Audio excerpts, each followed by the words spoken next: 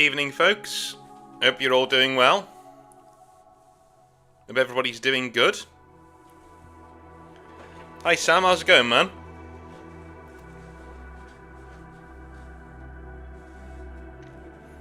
I'm rearranging my man cave, and I've been handed down a new work desk. Not hobbying in the traditional sense, but it's part of it with North in the background. Well, good for you, Sam. Well, thank you very much for joining me. And for everybody else who's out there, who is joining for the stream, hope you're all doing well. 23 of you so far. That's great. That's awesome. That's great. Hopefully, again, today I'm going to need a bit of moral support, because this is the first ever painting stream that I've done on this channel. Essentially, a little while ago, maybe in midweek, I think it was midweek, yeah, my phone decided to finally die. Now, I've had my phone for years, my old phone, talking 6-7 years, and I'm one of these guys who I will bulldog a phone until it breaks, until it literally can't go anymore. That's me. And it finally quit, to the point that the screen wouldn't even turn on and it wouldn't charge no matter what I did. So I had to get a little trip into town, and I went and got myself a brand new phone. And that phone has an amazing camera on it. I got it for that specific reason. I asked about the camera and whether it would be good for taking models, and they showed me through it. It was amazing, and now here we are. We are streaming in a moment, live from the hobby desk of North, and we're going to be painting some models a little bit later on. I figured you'd all forgive me if we didn't do a rebuild this week, if we're getting to do some painting live, which is something that people have been asking for a long time now. So finally we've got it sorted out, we've got it ready to go.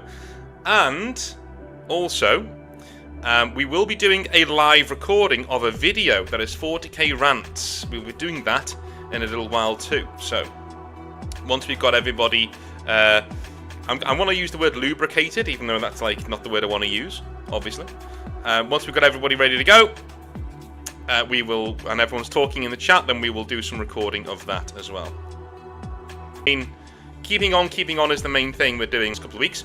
Hopefully this should be one of the last times we need to talk about it, because, well, in all honesty, I think it's gonna go well from now on. I had a call from my doctor on Friday, and she reassured me that no, everything seems fine with you and your heart. At least in her opinion, which is... Hello folks, sorry about that. Can everyone hear me? Is everyone alright? I think we just had our internet went out for a minute there. We're back now though, we're back.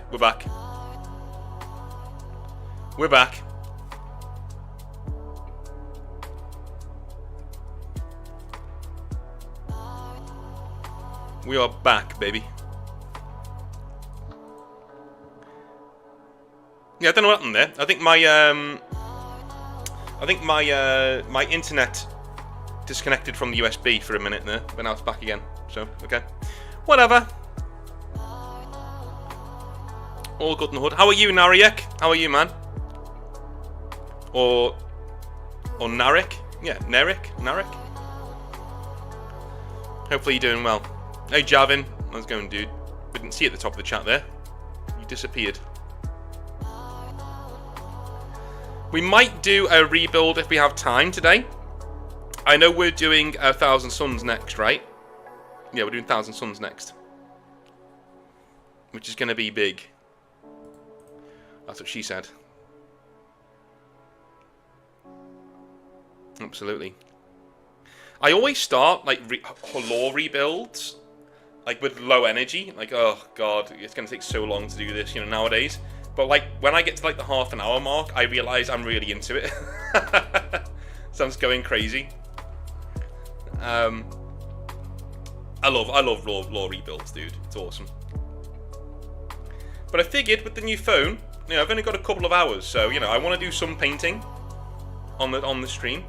I wanted to record 40K Rants. That was something I wanted to do. And if we've got time after that, we'll do the rebuild. But we'll see how much time we've got. I'm hoping to do the rebuild in like the 3rd hour of the stream, maybe. That'd be pretty cool. Yeah.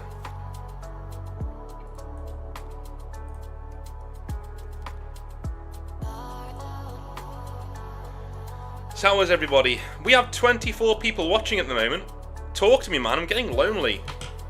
I get lonely on these streams, dude. It's just what I do. I sit here to get a bit of sociable times going. Chunderhammer says, just waking up now, putting some work in on my predator tank. Good lad. Is it a Baal predator or is it a normal predator? Malia says, I've got a quiet Sunday for a change, so I'm finally getting around to building my repulsor as I listen along. Good lad. I've got a repulsor sitting over there. I need to actually build it at some point. I need to build it. But I don't really want it. So I got this repulsor. Sorry, repulsor. But I got it ages ago, right? I'm not a big fan of the Primaris tanks. Like, I'm not really huge on Primaris tanks. Don't know how you guys feel about them, but I prefer the old school Land Raiders, things like that. And now that Primaris can use Land Raiders and stuff, that's what I want to use, right? So I think that's what I'm going to go with.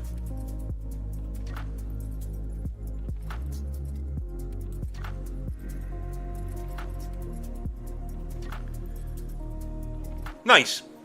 Cheers, Sam. Brilliant. You're in work minding, Bat? Well, hopefully, mate, hopefully we keep you entertained and keep you, as we talk about things and hobby and stuff. Putting some work on some Karsak in. Good, man. Good. Chunder says, regular Predator, but I'm doing it in Blood Angel's colours. Nice one. Joseph says, do you think Mechanicus will eventually merge with Imperial Knights? No, because Games Workshop like money, so they will keep the two armies separate. Real tanks have treads. I agree, Chunder, I agree. Real tanks have treads and big-ass guns. Guys, it says, yeah, most of the Primaris stuff looks shit. Yeah, I mean, I don't think the Marines do. I like the Marines. I like everything Marine-based that the Primaris do. The vehicles, though, meh. Let's have a look at them, shall we? Primaris Repulsor. I'll tell you what, though. I might give that Repulsor away. Because I'm not really using it.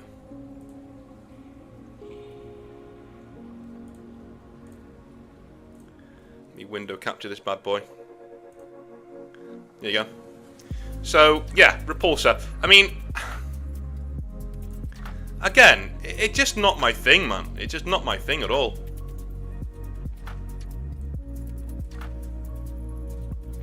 Really isn't. Like, it just doesn't suit me.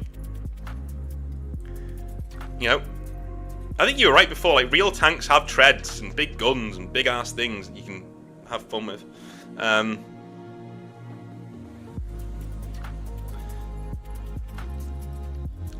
Mali says the tanks in Horus Heresy are so much better. They are, man. The old school, dude. Some of those resin tanks, not resin tanks. You know what I mean. Some of those Horus Heresy tanks are amazing.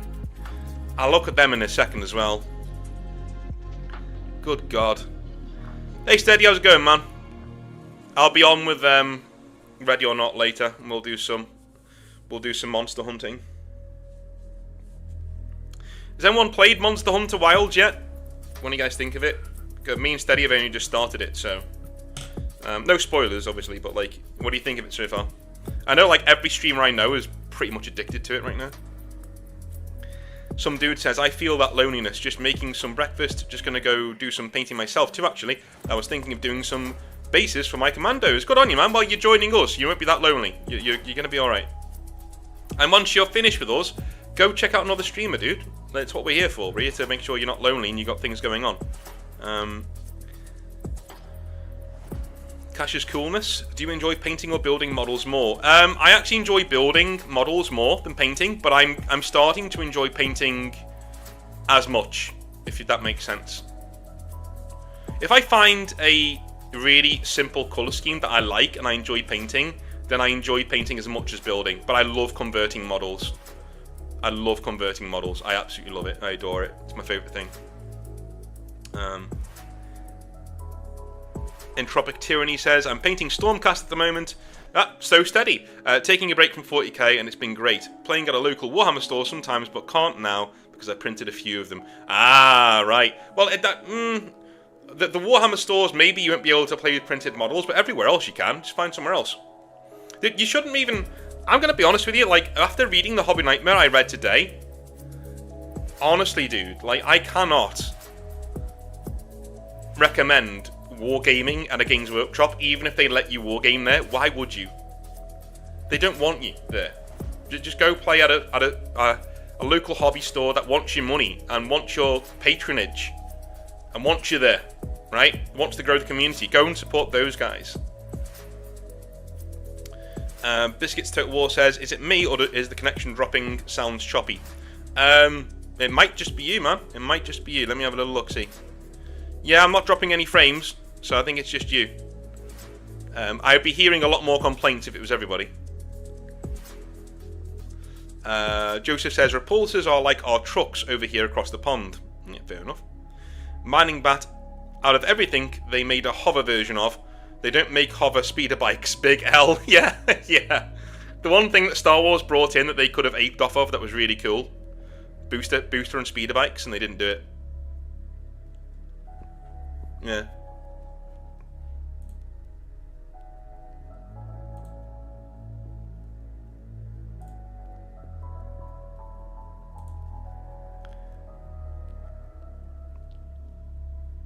Chunda says, oh, Sam says,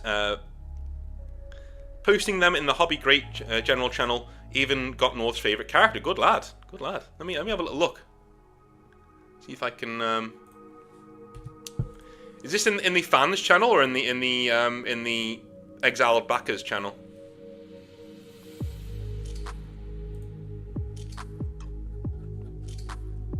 Hobby Showcase.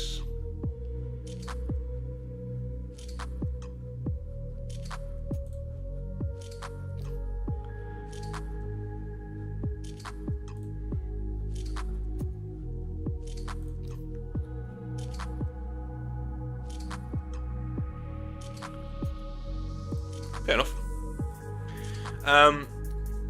Chunda says, I do love some Horus Heresy tanks. I use the Spartan Proxy as a Land Raider for my homebrew Marines, since the older Land Raider kit is hard to find in my area. Let's have a little look. Horus Heresy. Dude, like the tanks, it's not even funny how much the tanks are better. And look at these, man. It's just tank porn. I got a friend, Matt. I think he should be banned from this particular page, or unless he jizzes his pants straight away looking at it. That guy likes tanks, and these are amazing. They do the Spartan so badass. Look at that. That is what a Land Raider should look like.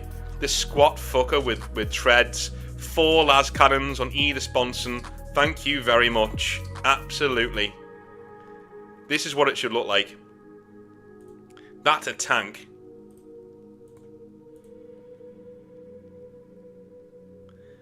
That looks brilliant. Got the Sicaran there. Kind of one of my one of my favourite tanks, the Sicaran. Low key, but yeah, very nice. Something about that Sons of Horus colour scheme as well. It's one of the main drawbacks of like Horus's army going away and becoming the Black Legion. It's because we lost this colour scheme. The seafoam green look. Very nice. Steady, pay attention with this bit. You might like this colour scheme. Steady likes green, folks. Steady is a big green fan. But yeah, Horus Heresy colours, really nice. Horus Heresy. Sons of Horus colours. Very, very nice.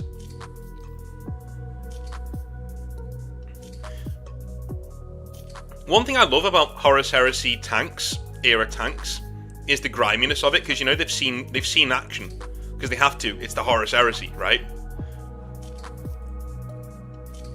Proteus, and I'm not a huge fan of the Proteus. I like it. It just looks like a box to me, which is fine, but like not my style. The Spartan is the goat. It is the Land Raider. This is what a Land Raider looks like. The new one still looks cool, you know. Here's the tank for the phallically challenged. If you wish to, you know, tell the missus, yeah, it is that big. Then you whip this out on the table. She'll be dead impressed.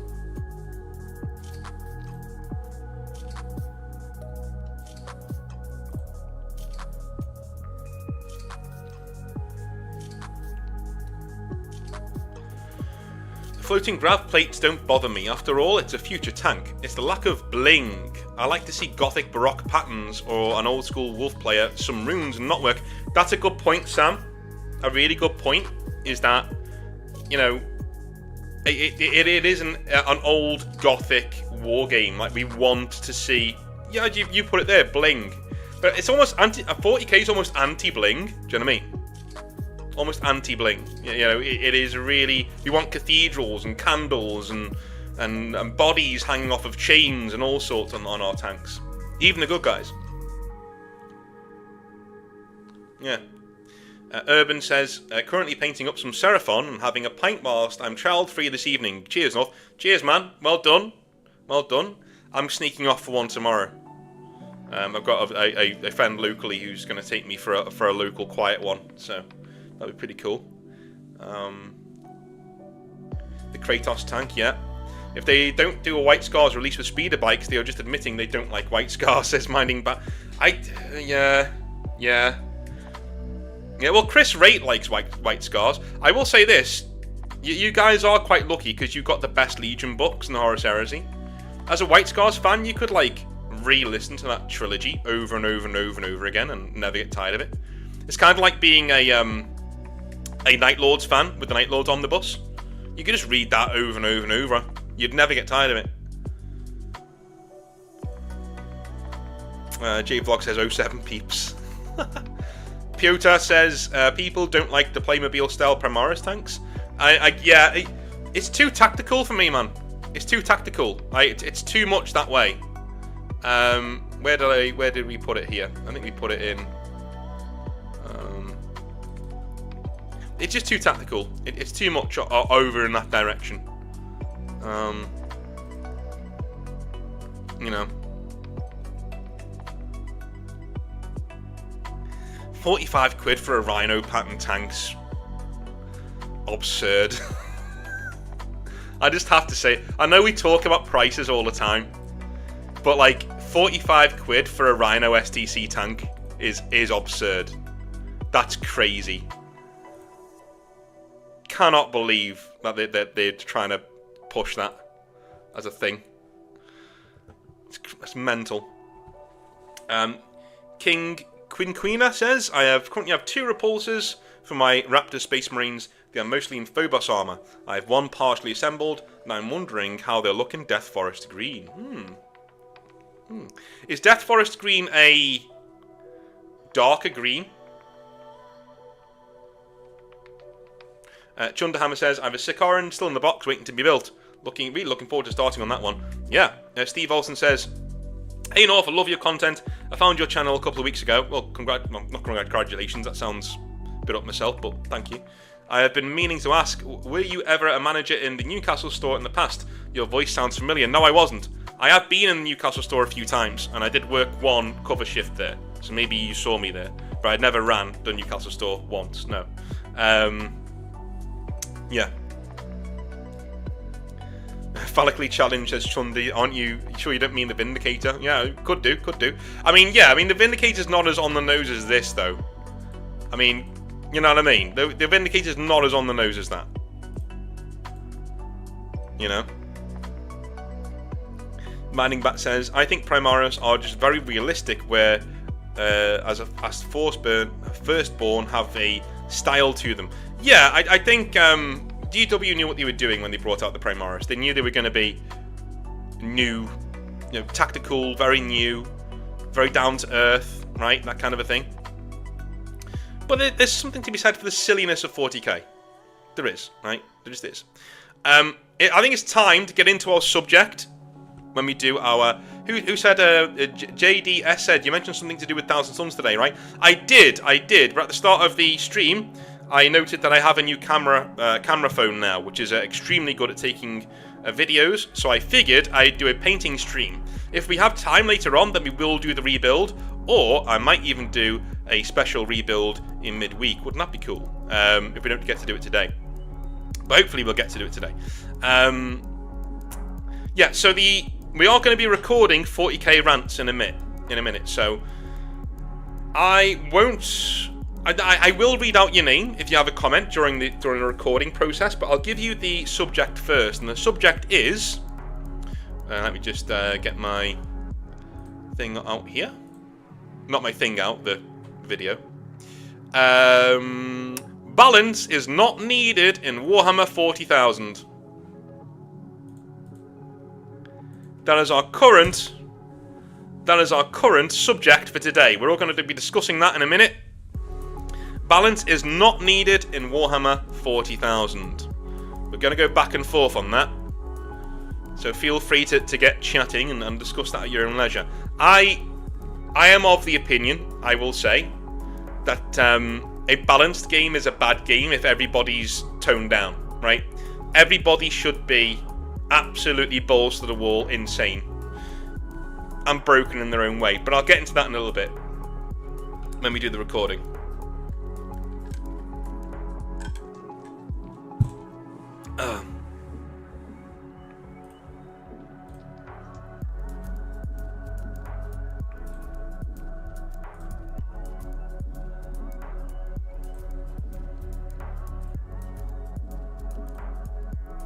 So my missus is downstairs hitting the fuck out of something. She's doing some DIY or something.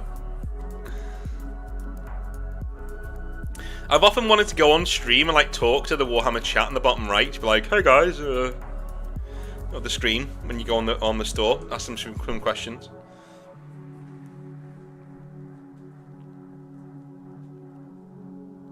So do you guys think balance is important in Warhammer 40,000? Or do you think it's important in a war game in general? That's a thing, isn't it? Do you think balance is important as a war game in general? Rather than it actually being 40k centric? That's more the pressing issue, isn't it? You know? Because I think 40k, in general, balance in other games is very, very important. I will absolutely go on that, yes. But also, in 40k, I honestly think balance isn't needed. As long as everybody's got their mental thing they do really well, you know? I won't read out any of your stuff yet, because I want to save it for the video.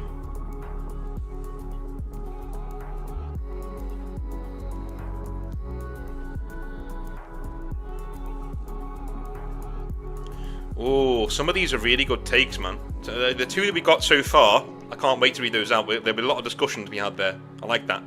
That's good. Yeah.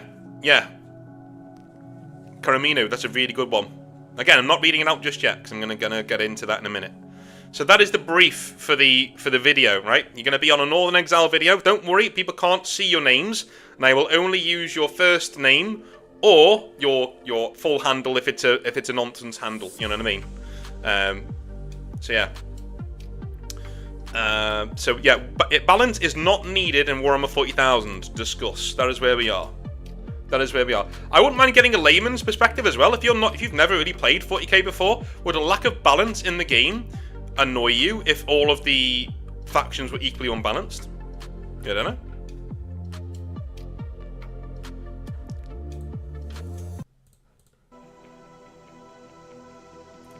You know what that music means? It means we're about to record.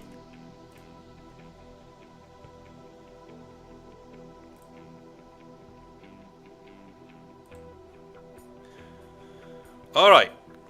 Let's do some recording, shall we?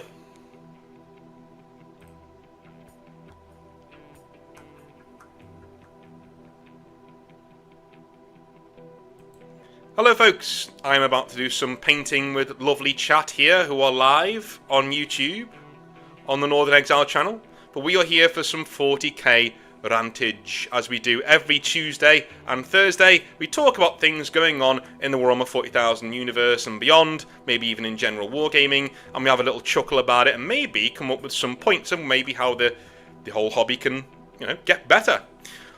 Our current course today for this beautiful meal of daring do is going to be balance is not needed in Warhammer 40,000. Now, this is something that I've said for a long time. First, we need to go into what balance is. A general balanced game, to me, and I think to basically everybody, is a game where not one faction has complete remit to lord over all of the others. We have a game that is relatively balanced, a game that is you can pick up any army and play and get certain amounts of success with. You're not winning the battle simply by choosing an army at the start of the game. And God knows we've had Warhammer 40,000 editions where that has been the case, right? Tau in certain editions, Eldar in certain editions, even Leagues of Votann in 9th for a little while were that kind of a way, where you would pick the army and invariably you would win most games. The balance of Games Workshop that they want to hit is somewhere around every single force, every single army winning around 45% of their games. And that's pretty cool. That's fine as far as I'm concerned. But at the end of the day, I think balance is a bit overrated, at least for me. It's not really something that I want to get myself behind, because if everything is balanced, everything is grey, in my opinion. If everybody has the same amount of stratagems and rules and special rules, it generally takes away from the artistry of what 40k is and the randomness of what 40k is. I think Games Workshop's rampant, aggressive pursuit of balance has been basically to placate the tournament crowd. And the tournament crowd have a place here. I've said it time and time again. Tournaments are amazing and they're a really good place to go and have your fun. But they're not the whole hobby. In fact, I would say most people playing this hobby are not tournament players. And so Games Workshop are catering to what? 10, 20% of the fan base, where the rest of us are sitting here scratching our heads, wondering why we have so many stratagems to remember. So, let's jump into the chat and see how many people are disagreeing with me, what kind of points they want to make, and things like that. So Piotr says, I can live without balance, but too many games of modern 40k feel as if I have no agency. So, you have a White Scars army, lost game turn 1.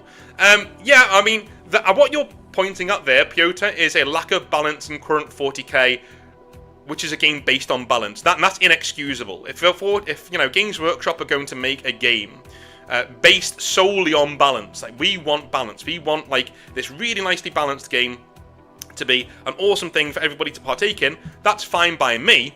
But at the very same time, you have to be very, very, very careful, because if you start to wind back that balance with certain factions, or if certain factions are left behind by codex creep, or they don't even get a codex, White Scars, hello, right? You can really see a lot of embittered players, and that's very, very, very true. Some dude says, what if the armies are balanced, but the players aren't? And that's what makes the game good. Now, I'd like for you to expand on that point, some dude. I think I know what you mean. Do you mean that, we have certain bad and good players, and so the tournament scene is fine, and that's what we should be doing? Because that's a valid point, if that's the case, the armies in 40k right now, by and large, I'm sorry, I need to say this, they are balanced. By and large, I'm sorry, White Scars fans, there are certain armies that aren't very good, I know. But there are a lot that are. Like, in terms of the win percentages at tournaments, nearly everybody in 40k in 10th edition is within that, 45% win range, which Games Workshop want, which they say is the sweet spot for having balance, right? So 10th edition right now is a balanced game. I'm not here to make the argument that it isn't, because it is. Quite frankly, it just is. But is that a good thing? That's what I'm trying to get to the bottom of. Karimu says, not if it makes my book outdated after day 1. Yeah, balance is not needed in Warhammer 40,000. Yeah, it isn't needed if my book is already outdated after day 1. That is a huge thing, man.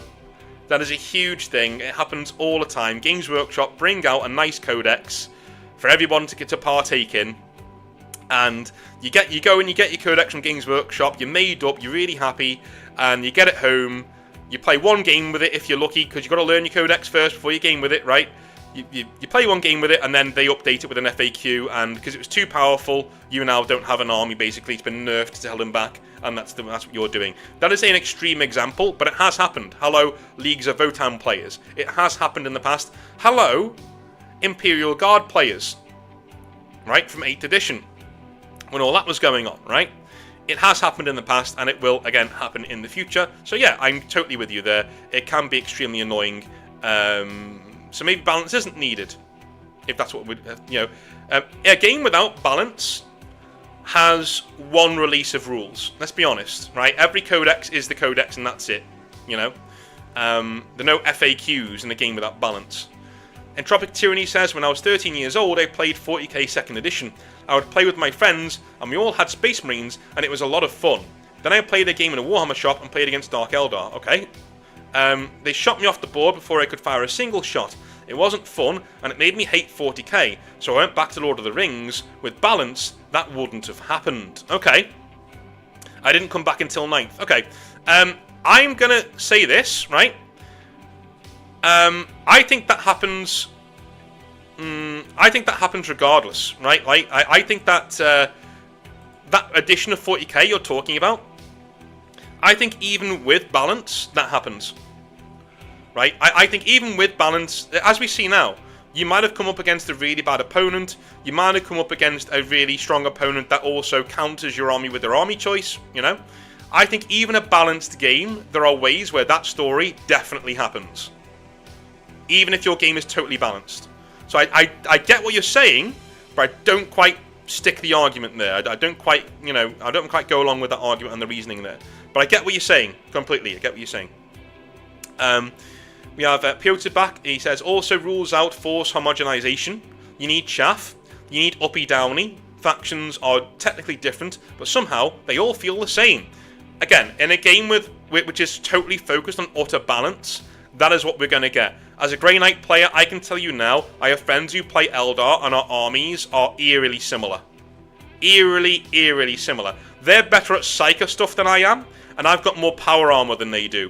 But aside from that, we're very similar. We're teleporting around, we're doing copious amounts of magic against our enemies, we're laying down firepower, and we're so low on numbers or on chaff units that we're pinpoint striking across the board trying to get wins that way. We're very similar, and we shouldn't be. We shouldn't be. It just is what it is. The Grey Knights and Eldar should not play similarly at all. But that's just how it is. The J Vlog says, agreed, there should be no balance. Like a game of rock, paper and scissors. Each faction, etc. should have a strong point and weaknesses, as with everything. It is how the player plays the game. You hit the nail on the head there, J Vlog. That is the video in a nutshell. That is what I'm saying. We don't need balance, right? We don't. We need every single faction in Warhammer 40,000 to be unbalanced in their own way, right? So, for instance, Grey Knights should be ridiculously good at taking down models with multiple wounds. They should be ridiculously good at churning through armor and doing psychic spells. But that's it. Everything else, you should be able to make, absolutely, you should be able to make your Grey Knight list be very teleporty, right? You should be able to do that, absolutely. But, it should have a certain playstyle and a certain... Death Guard, for instance. Death Guard just straight up should not be able to teleport. They should be made to slog across the field. But they are really good at taking hits and tanking them. They're really good at laying down firepower and plague cannons and plague weapons and things. They're really good at debuffing their enemies' morale. That's what they should be good at, right? Everything else they should kind of suck at. They shouldn't be good at zooming across the battlefield. They shouldn't be able to teleport in at all. Right? They should just be coming down and trudging across the battlefield. There are certain ways where you can make an unbalanced game fun, and it also makes your choice of faction really, really, really important. Nowadays, if you could select one, if you select one Space Marine chapter, it doesn't matter. You can select any of them, right? If you select Eldar, it doesn't matter. You can select another Xenos race. They might play in exactly the same way. You don't know. You can make them play in exactly the same way. A talented player can out-psych Eldar with a non-Eldar army. Easily. Absolutely easily. Right? What I'm proposing here is that if you select Eldar, you have a marked advantage in Psyker powers. A marked against everybody but the best, as in Thousand Suns, Tzeentch people, maybe Grey Knights can stand up to you a little bit, but not really, you know what I mean? That's what I'm going for here. That's the kind of game I'm going for. Joseph says, I like the ease of being able to learn the game, and that comes before balance. Yeah, I agree. Sam says, balance is a tricky needle to thread. Whilst I agree, balance makes the game sterile, but at the same time, I don't want Timmy to get upset because he brought his melee blown away by Spike's leaf blower. Yeah, I mean, again, what you're saying there, though, Sam, is something beyond the control of balance. That's players being arseholes. Players are always going to be arseholes, and you can't control that with how balanced your game is, You just can't. So, it is what it is. Wombat Combat says, I believe there should be fun and random rules, like the roll table for Chaos back. Dude, that is such a good point. That is such a good point. We don't see those tables anymore because almost every aspect of role-playing has been taken out of 40k. Like the original, Warhammer, things like that, they had 1 foot in role-playing, 1 foot in wargaming, right? And Rick Priestley have said this a load of times. Eventually, the role-playing aspect went away from the game, and everything else sort of stayed, which is a war game now. But I remember those boon tables in the Chaos Codex. The Chaos Codex was worth its entrance fee on that table alone. It was so fun. It was so fun, and you loved playing against Chaos because you knew it was going to happen, and it was random, and it was completely unbalanced, and you didn't know what you were going to get. You could have an aspiring champion turn into a Bloodthirster of Khorne, or you could have an aspiring champion turn into a fucking Chaos Spawn, or nothing. I remember the Jakiro weaponsmiths in the old Demon Hunters Codex, or Ordo Malleus, things like that. Those were brilliant. The Demon Hunters Codexes were awesome, and the old Grey Knight Codexes were good too. Basically, if you didn't know what a Jakiro weaponsmith is, he is essentially an orangutan. He's an orangutan, right? But he is very, very, very good. He doesn't talk, but he is very, very, very good at fixing things. But he's also an orangutan. So basically, as a Grey Knight, you could give your weapon to this Jakiro weaponsmith. And he would then say, okay, roll on the table. You could roll on the table. Now, he could give your weapon, say your bolter could have, AP 5 now, and strength 8 on a bolter, which is amazing in 7th edition and before, right? 6th edition, that's an amazing gun, right?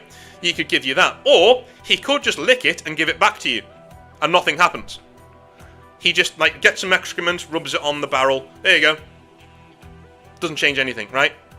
So, that kind of randomness, that kind of fun is pulled away from 40k. The more balanced we make it, the more serious we take it. Now, should there be serious moments? Should we be having the moments where, the last stand of the Space Marines? Of course we should. Absolutely. I'm not saying that shouldn't be the case. But there should be cinematic moments in games. The more you have rerolls, the more you have balance, quote unquote, the less cinematic your games become, and the less fun your games become, in my opinion.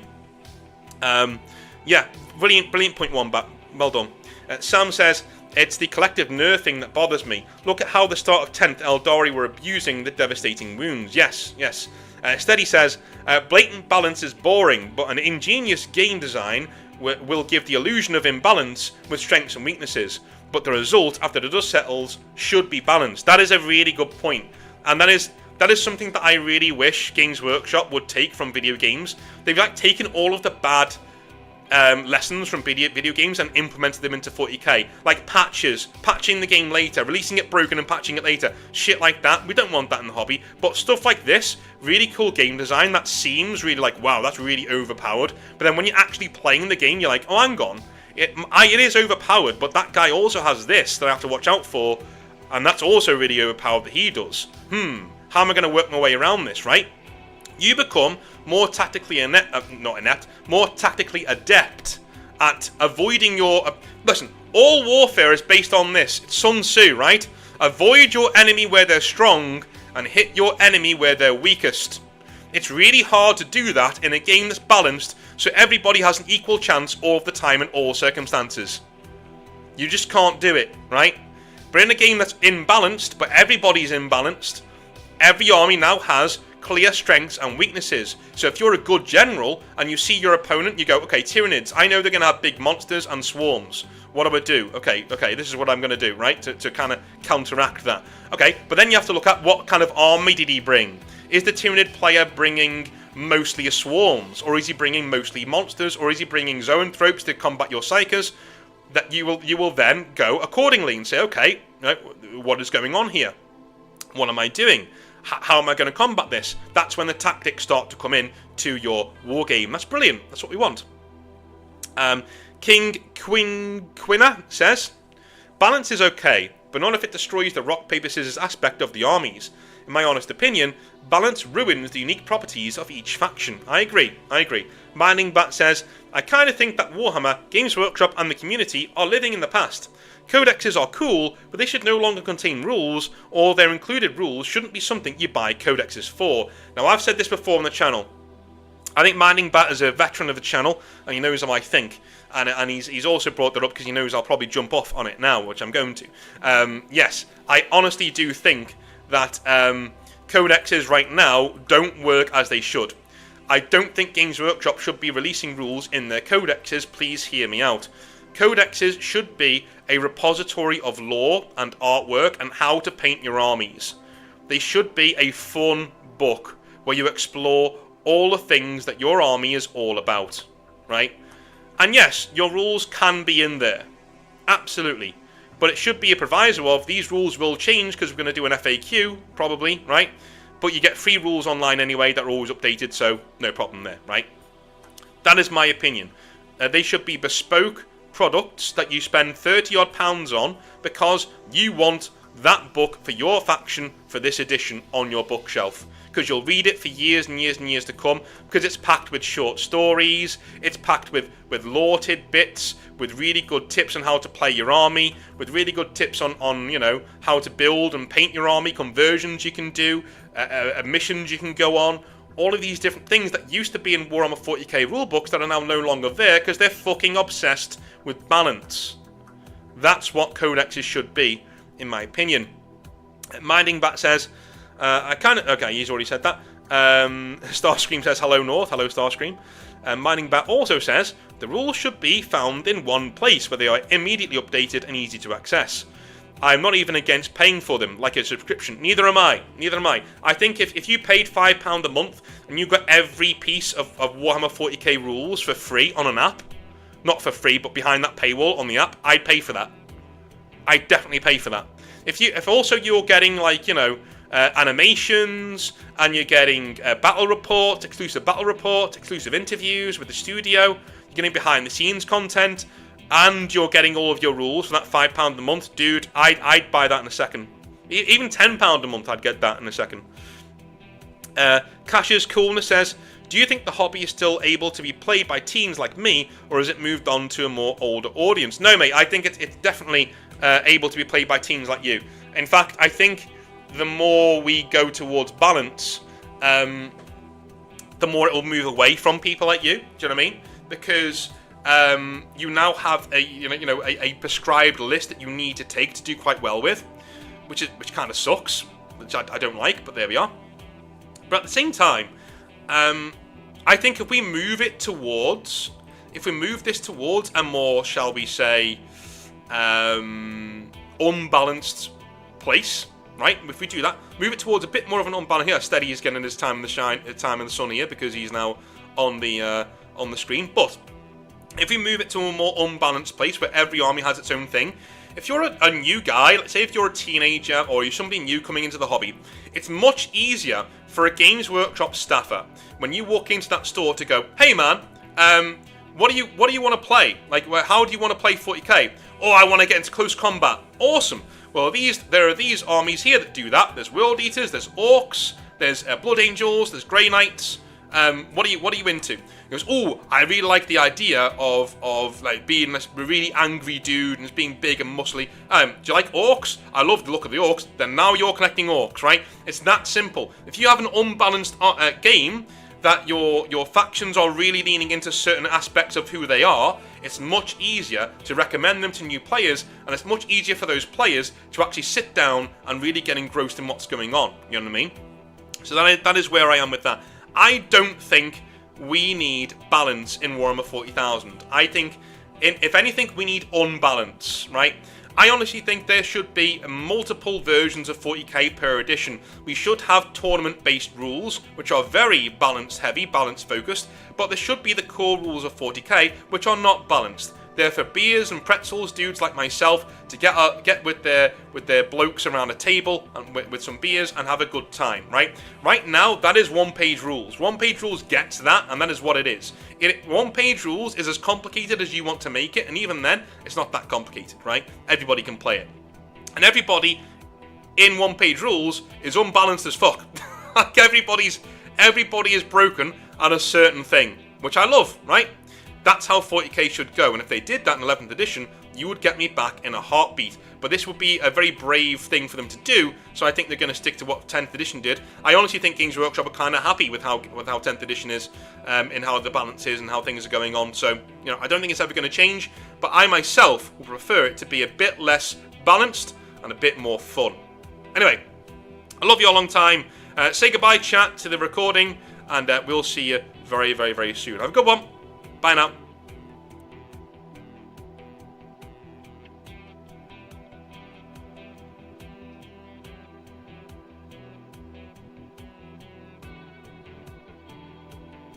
And there you are. You have all appeared on a Northern Exile video. So there you go. There you go. That is how we do it. That quickly.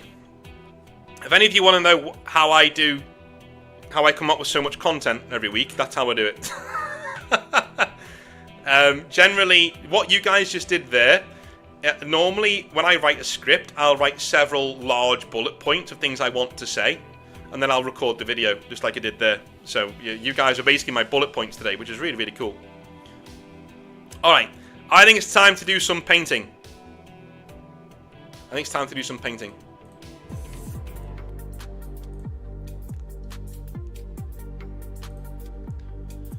What is everybody painting today? Let me know in the comment section.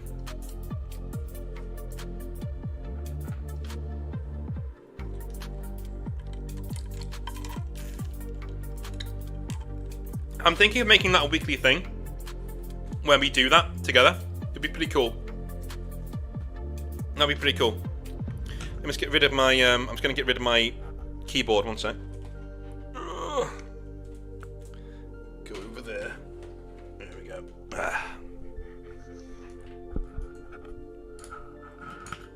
Whoops.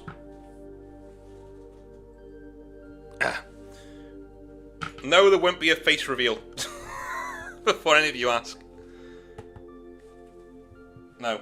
I'm not sure if I'll ever do one. I'm thinking of doing one. Maybe. In the future. But not right now.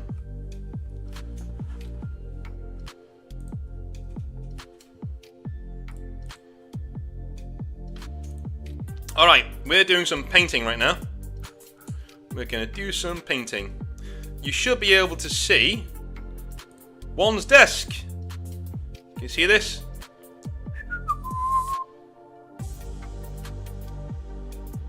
And OBS, of course.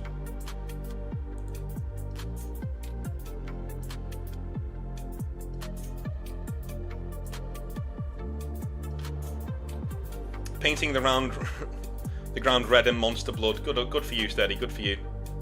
I'm gonna paint a squig. Good for you. Good for you, man. You paint that squig. Show her who's boss. This is the desk of North. So where we are. You can tell it's my painting desk. You can see all the bits all over here and things like that.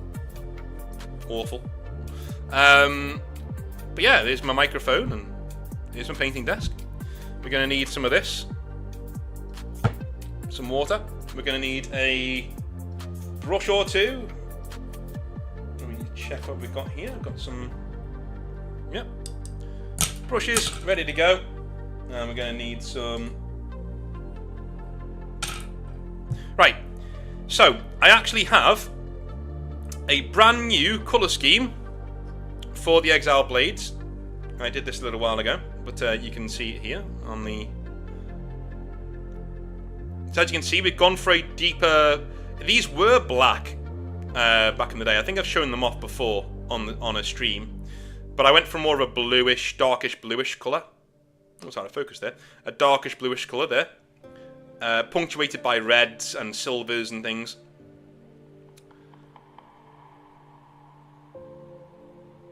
Yeah, I haven't got any transfers yet. They're going to be arriving soon, and I haven't based him yet either. But this is pretty much what they're going to look like when he's done. When they're all done, they're going to look like this. Silver right arm, silver helms, and really dark blue everywhere else. It's one of those colour schemes that has grown on me over time. You know, I didn't really sit with it that much until recently. Now I'm all in on this colour scheme now. I really like it.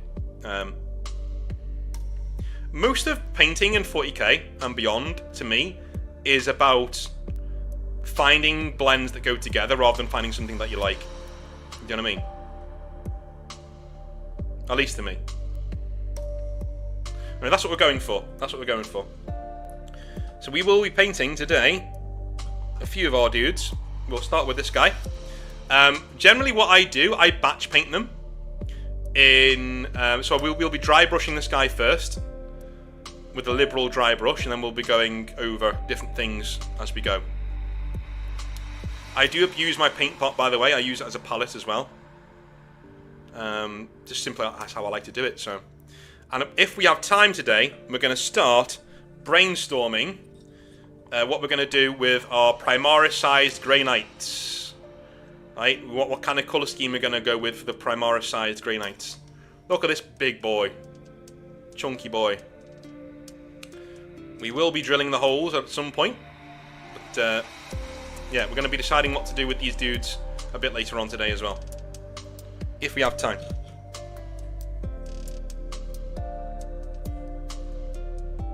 Alright.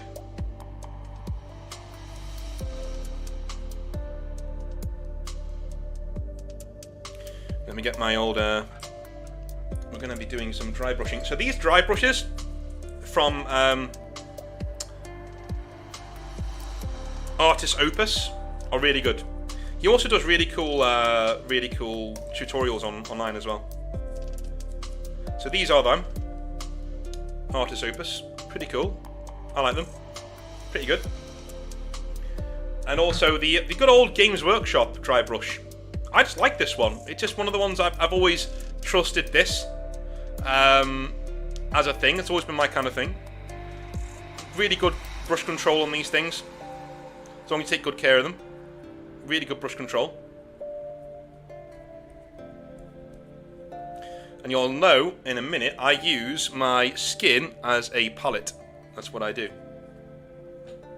That is what I do. You know what, you can even see all my history books over here. At the end of the desk there. So we're going with Praxi White. If you want to know how to do Exiled Blades as a colour, I will show you how to do that right now as we paint through them. But we spray in black, obviously. Any black that you like, it doesn't really matter. I went with Army Painter matte black. But you can do basically whatever you want. I won't need that for now.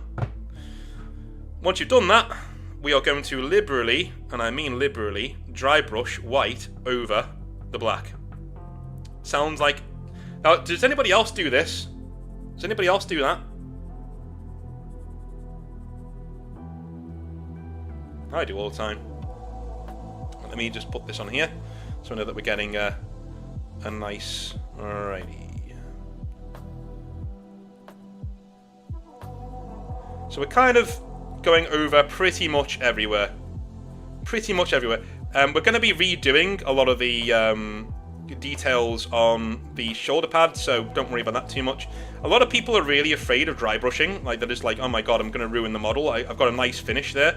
A lot of my dudes who are my autistic dudes, I see you out there. I know a lot of you guys are very scared about messing up a nice finish. Don't be. It'd be fine. I don't even need to do this arm because it's going to be silver anyway, so who cares? You know? Any raised areas, that's where you want the brush to go, but it can generally go anywhere. It doesn't matter at this stage. You're just dry brushing and dry brushing and dry brushing till the calcs come home.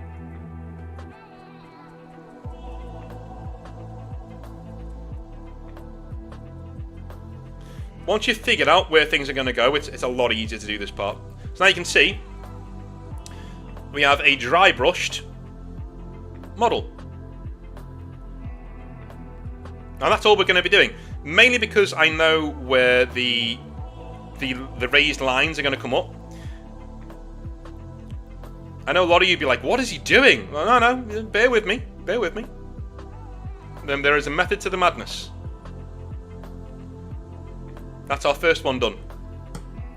That's what I like about this colour scheme as well. It is very, very, very quick to paint. If you want to do exiled blades, it is very, very quick to paint. A shout out to Dave, by the way, Positive Geekery, if he's here, because we were sitting in a pub a little while ago, and I was thinking to myself, well, I wasn't thinking, I was thinking out loud. I was thinking, you know, I really want to do like a new thing for the channel, like a new Space Marine chapter for the channel. But I can't think of a good name. You know, I want them to be swordsmen. I want them to be like knights. You know, actual feudal knights in space. So, like, you know, the Grey Knights pay lip service to being knights. So do the Dark Angels. But, like, these guys are actual knights. They actually have feudal fiefdoms and all sorts. And he sat there and he said, wouldn't a name like the Exiled Blades work? You know, Northern Exile, Exiled Blades. I was like, dude, that's so simple. Why didn't I fucking think of that? It's one of those eureka moments. I finished the Emperor's Wolves. I did a few squads of those, which I really liked. They're on the shelf behind me. I might play them in the tournament we have in June in Liverpool, or I might play these guys. Now, I'm also thinking of not playing at all at that tournament, and having the Exiled Blade be piloted by somebody who turns up to the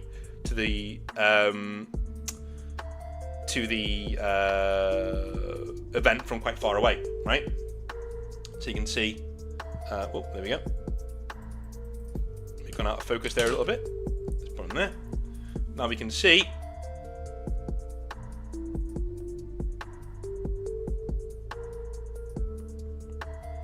that's kind of what we should be looking like. All right, second one done. Yeah, so I'm thinking about allowing somebody to. Have you seen my pants here? This is what happens. Paint goes on here. Hand goes on here. Fucking hell. I'm an animal. Right, okay. Yeah, so I'm thinking like the further somebody travels away to get to the tournament, they can play one of the two armies. And now you're seeing me actually paint them, which is really, really cool. Let's have a little look at chat, shall we? Wrist-mounted Stormbolter, yes. So the wrist-mounted Stormbolter, that is. Do you know what? I'm gonna paint these last two, and then we're gonna do a little bit of chat with the chat. So let me just make sure that this is all in your face and you can see it. That's what she said. I'm gonna go over here. There we go. There we go. Nice.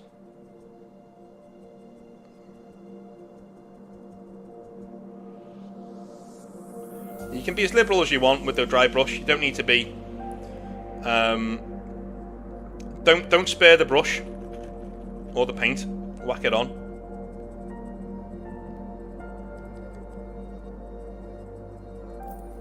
Whack it straight on.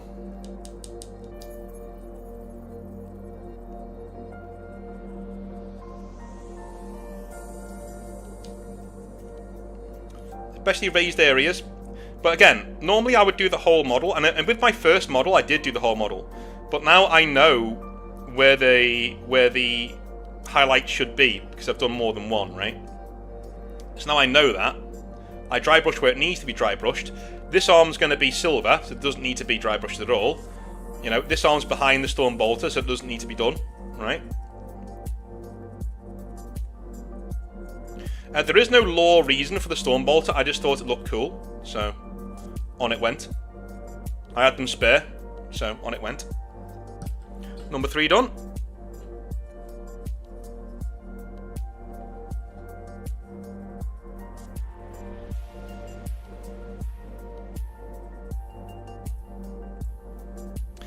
Things will get more high-tech as we go along with these streams. This is just the first one I've done, obviously, so...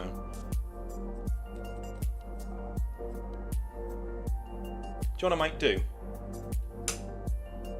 Oh, that's better. Look at that. That's better. God, I feel like a professional now. Look at that. Right. It'll mean my phone gets a lot less confused as well. It'll be like, what am I looking at right now?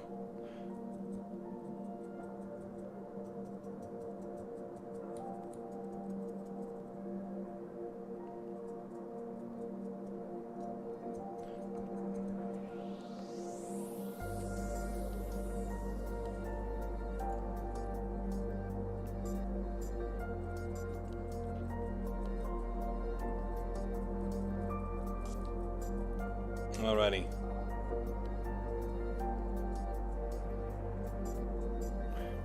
There is number 3 done, I think. Yep. Number 3 is done.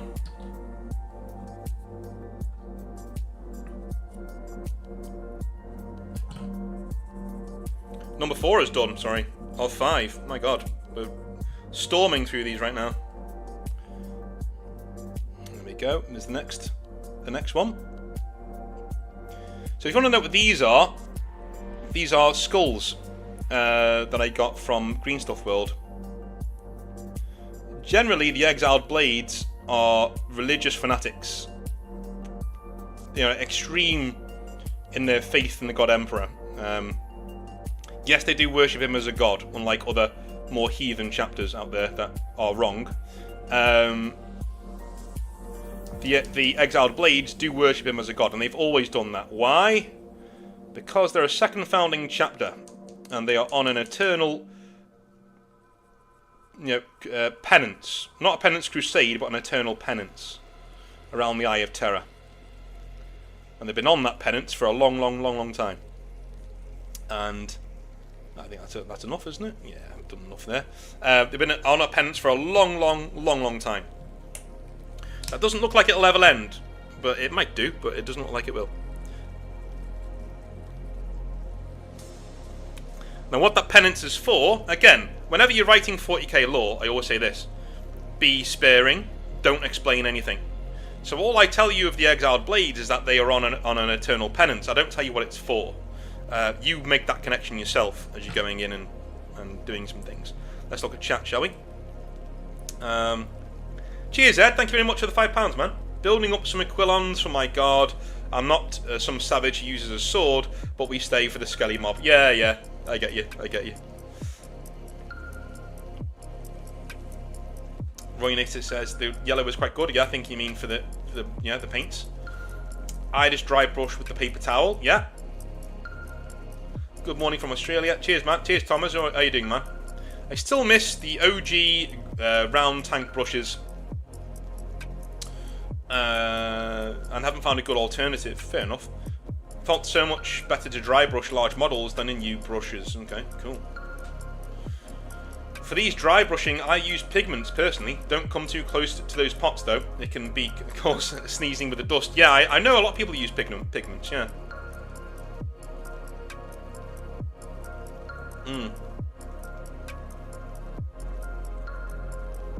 Yeah. Back to the next bit. So the next bit, we're going to need some Storm Fiend. Generally, contrast paint, you can get it from anywhere. King's Workshop. Now contrast paints are cheats. I will freely admit that, they're cheats. You'll see why when this dries. So contrast paint, as I explained to Steady the other night when we were on a call, contrast paints are a lot of you already know this. They are a middle ground between shades and paints. So basically what we do with this, it goes all over the model. You don't have to be careful with it, it goes all over the model. Storm Fiend. Don't really need to water this down as long as you don't overload your brush. And make sure it doesn't gloop into any of the recesses so it takes out all of the details. Don't do that. And also, when you're using these paints, this is for new people mainly. Don't panic. Right? A lot of people will see that and go, "Oh no!" No, don't panic. Don't panic. It will dry and it won't look the same when it dries. Okay? It will not look the same when it dries. It'll look different and awesome. I'm a do all of the base armor first kind of guy. I know some other people like to do their armor in a way that they do the armor last. They do all the details first. But meh. I generally avoid the Aquila on the chest, because I don't know. I can, so I do.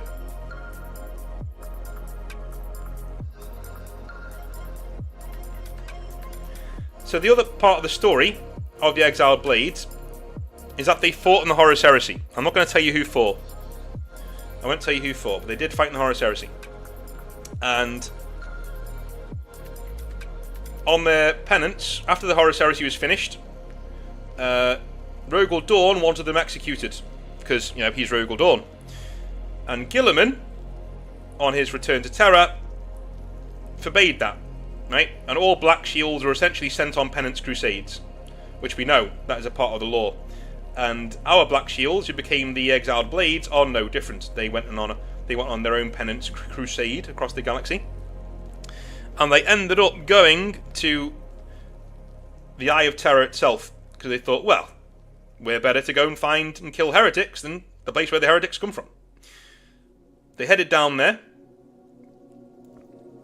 and essentially fought a massive war in a place known as the Umbral Coil. A system known as the Umbral Coil, or a sector. And eventually, this is so far away from Imperial space, that after they've won that campaign, they settle down. And before long, they become feudal overlords of this, this sector of space. Sending their tithes to the Imperium, of course. They're not naughty boys. There we go. Looks terrible right now, but don't worry. It will dry, and it will look better. A lot better.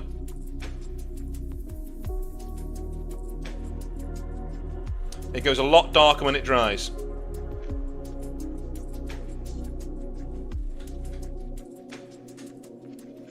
Yeah, I'm happy with that.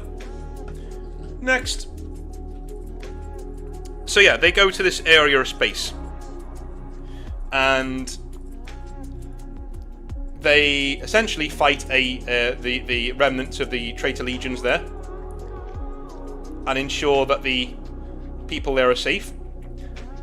And as such, it's not a sector; it's more of it's just a star system, right? They get they're the main power in the Umbral Coil, but they only have one star system to themselves. So there's several planets that they all oversee, and eventually they came to be a very defensive force because they were very good at it.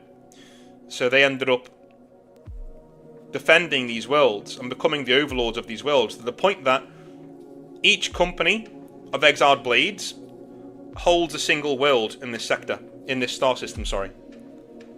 Right, so the first company holds the capital, of course, because it's the first company. And so on and so forth.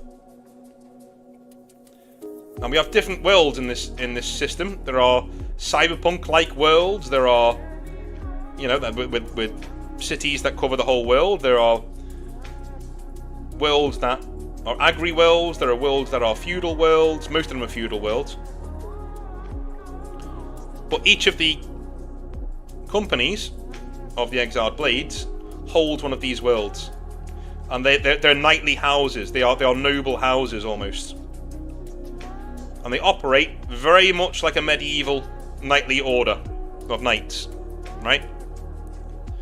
We try and keep it as accurate as we can to history. Exactly how they operate. They've got a Grand Master, they've got this and that, right?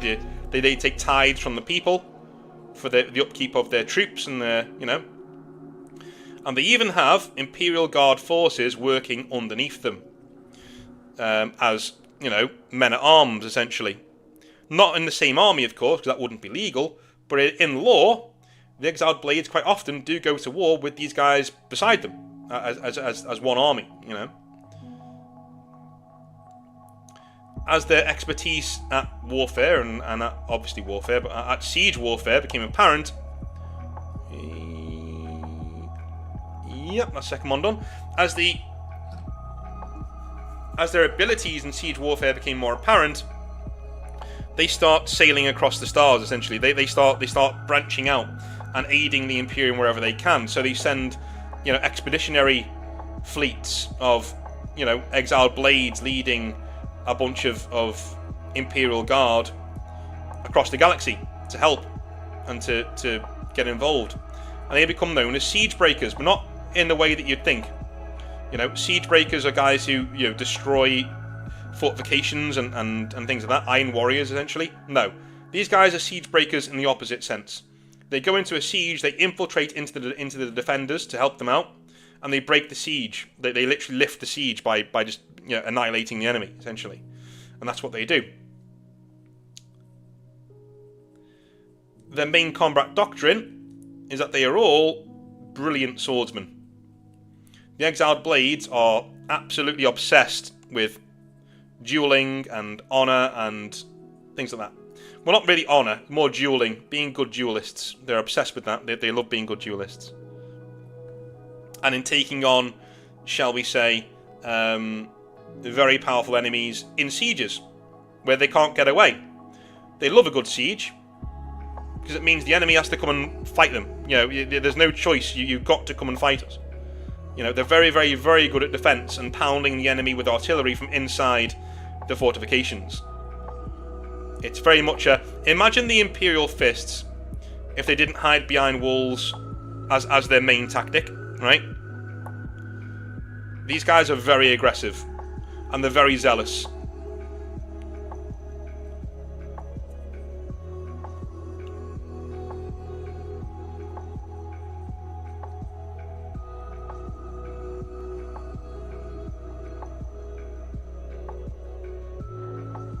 Right, that was number 2 done, I think.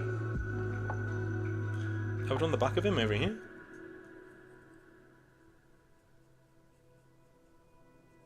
Can you see blue on that leg there, folks? Let me know. I can't really see it. You've got better eyes than me. The camera picks up a lot more. Anyway. I'll come back to it if it doesn't. And that is their law. That is literally it. That is all I've thought up for them.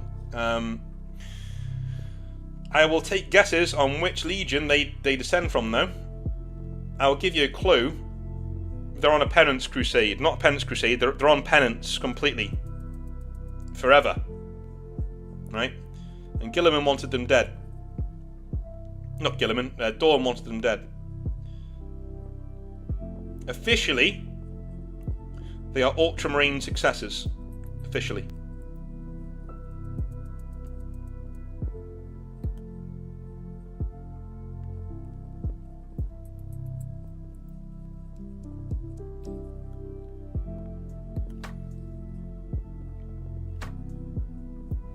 The reason for the really dark blue, by the way, is a nod to that, right? Gilliman stood up for these guys and essentially said, no. They fought with distinction. Let them go on a penance crusade or whatever, right? Never to return to Terra. That they're barred from ever returning to Terra. But, don't kill them. That they could be of use, essentially. And so they changed their colours when they could. They stripped their armour down. They changed it to a really dark blue in recognition for that. For that decision that Gilliman made to save them. Now, over time, that's become just an honor thing, right? So that the Exile Blades now believe, oh, that's just because, you know, we wanted to honor the Primarch because we're all Ultramarine successors. Now, in reality, it was chosen, yes, because it was very clever of them. They said, okay, well, we're not Ultramarine successors, but we want people to think we are, so we're going to change our colour scheme to mirror them somewhat, you know what I mean? Which they did.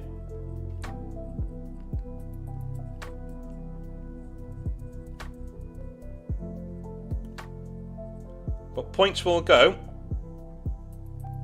to whoever you think, whoever gets the right answer. So remember their characteristics. A lot of you will focus on the siege stuff.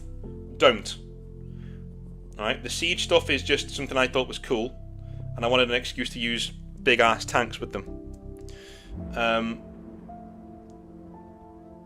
The legion that they descended from wasn't necessarily really good at sieges.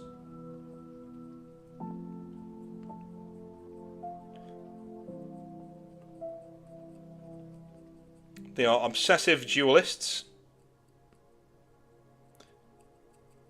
And it may help to know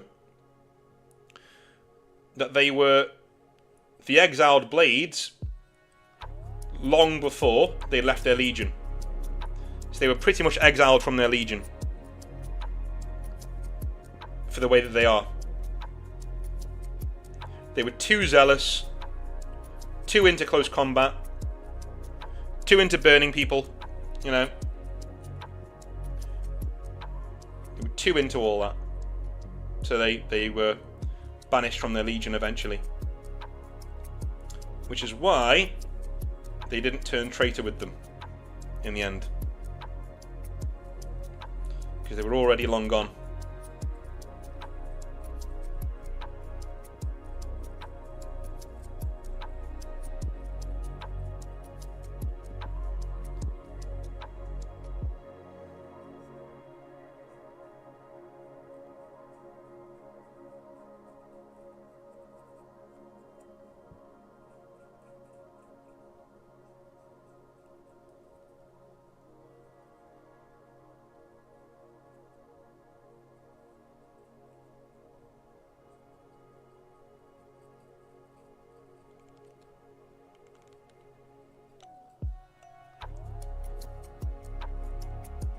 I think we're done.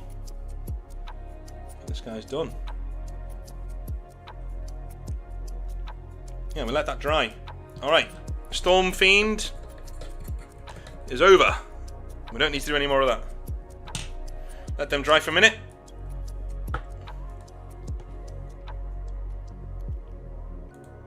Put that on for a sec.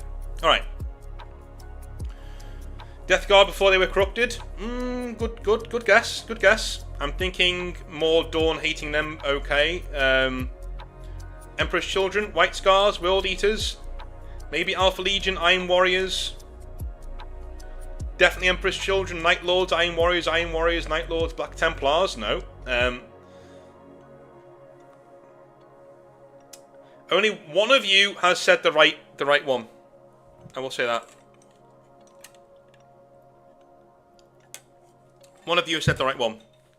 So they are religious zealots. They worship the Emperor as a god. They're close combat specialists. They're specialists at siege warfare and being down and dirty. They are paladins, demagogues, who are really good at leading the common people. And extremely violent in that as well. Using those 5 characteristics, what legion do you think the exiled blades come from? And they were exiled from their legion before the Horus Heresy kicks off.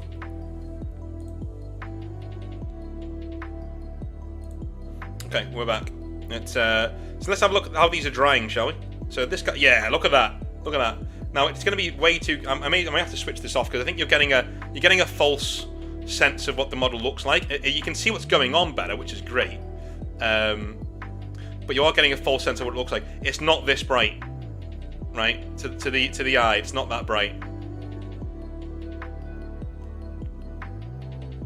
In fact, it looks dirty there. It doesn't in real life, though. Let me just switch this off. Right. There you go. That's a better... No, that's how it looks.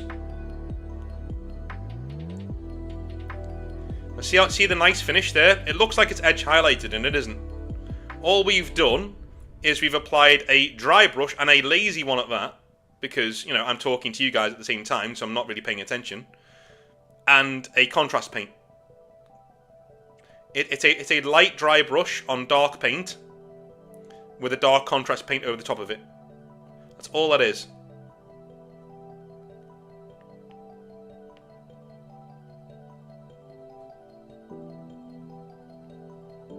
That's all that is. And we can see the finished version over here.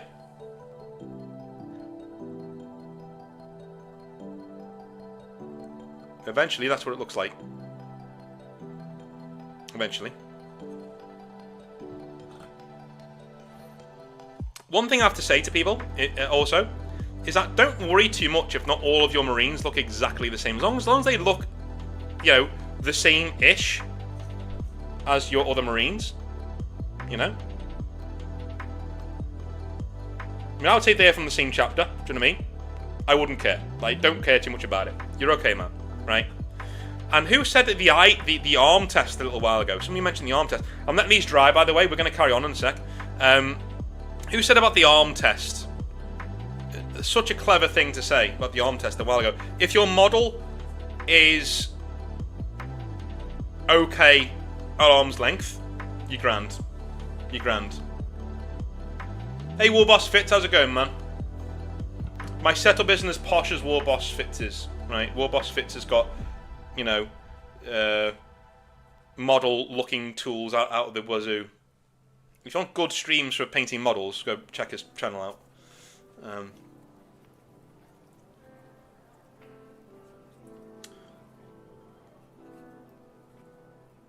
And it's not Black Templars. Well, Black Templars don't have any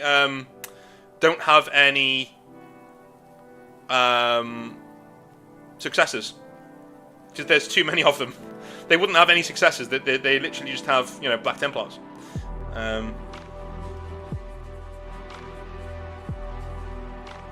Alright, all of them have gone through the Rubicon now. Yeah, we will have some Firstborn in the chapter, definitely. But most of them have gone through the Rubicon by now. Yeah.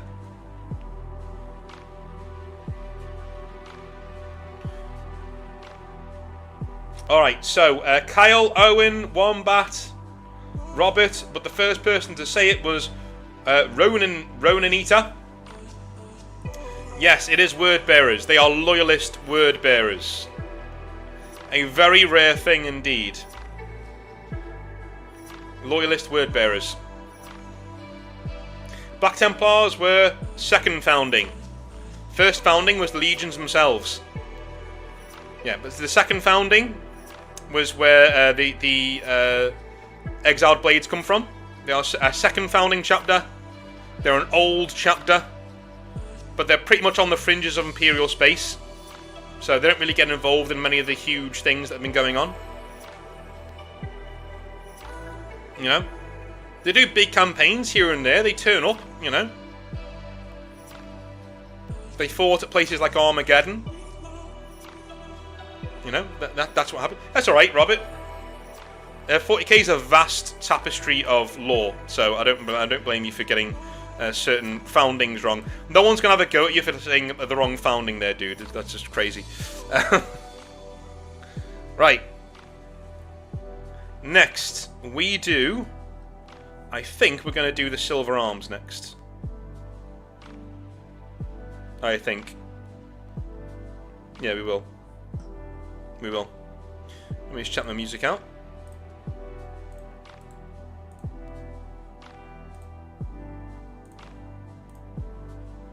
Sweet. Yeah, we're going to do the Silver Arms next. For that, we need Grey Knight Steel. The best silver colour Games Workshop do, bar none. This is a gorgeous, gorgeous, gorgeous paint. This single paint, I was thinking of painting my Grey Knights in a different colour. In fact, I was going to for quite a while. But this single paint changed my mind. It's gorgeous, absolutely brilliant. It's got that bluey, ethereal texture to it that it's just brilliant. You know, some Games Workshop paints these days are really, really, really good. Really good. Alright.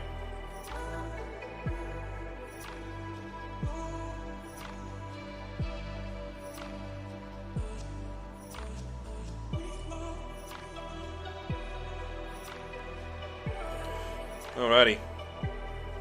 Silver arm time. Let's put our paint over there. Silver arm time.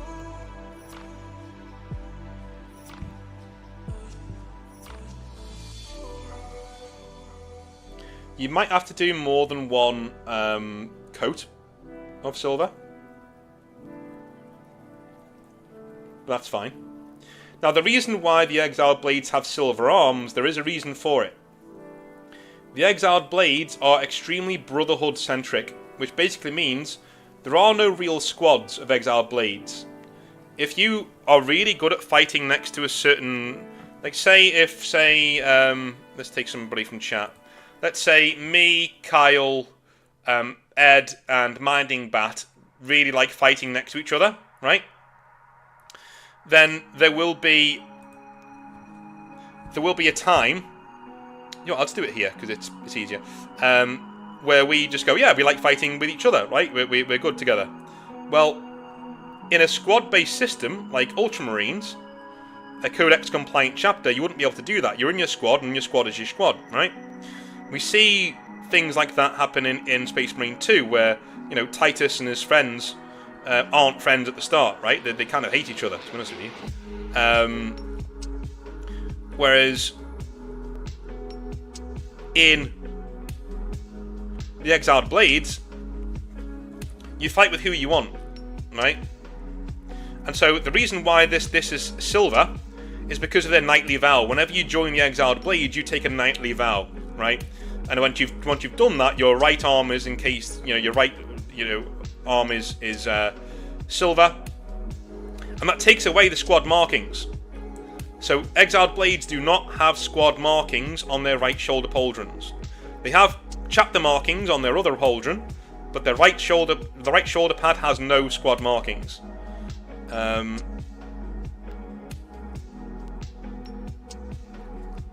is because they don't have squads. They fight as brotherhoods, and they give their brotherhoods names. You know, they do give their brotherhoods names, but in general, they don't fight in squads. They fight in loose formations, right? So, one really cool thing about the Exiled Blades, their home world is Kerr. And for those of you who don't remember, Kerr was the world on which the city of Monarchia was built. And Monarchia was, of course, the city that the Emperor destroyed to teach Lorgar a lesson for worshipping him as a god. And the Exiled Blades were there when that happened. Right?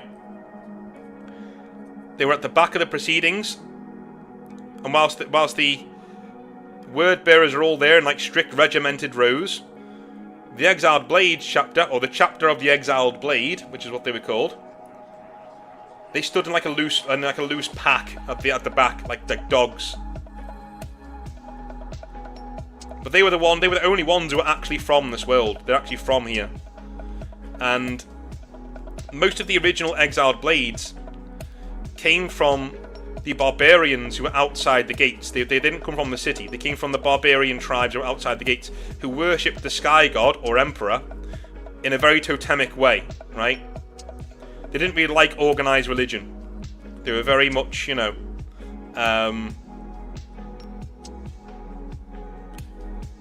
sky burials, totems, all that fun stuff.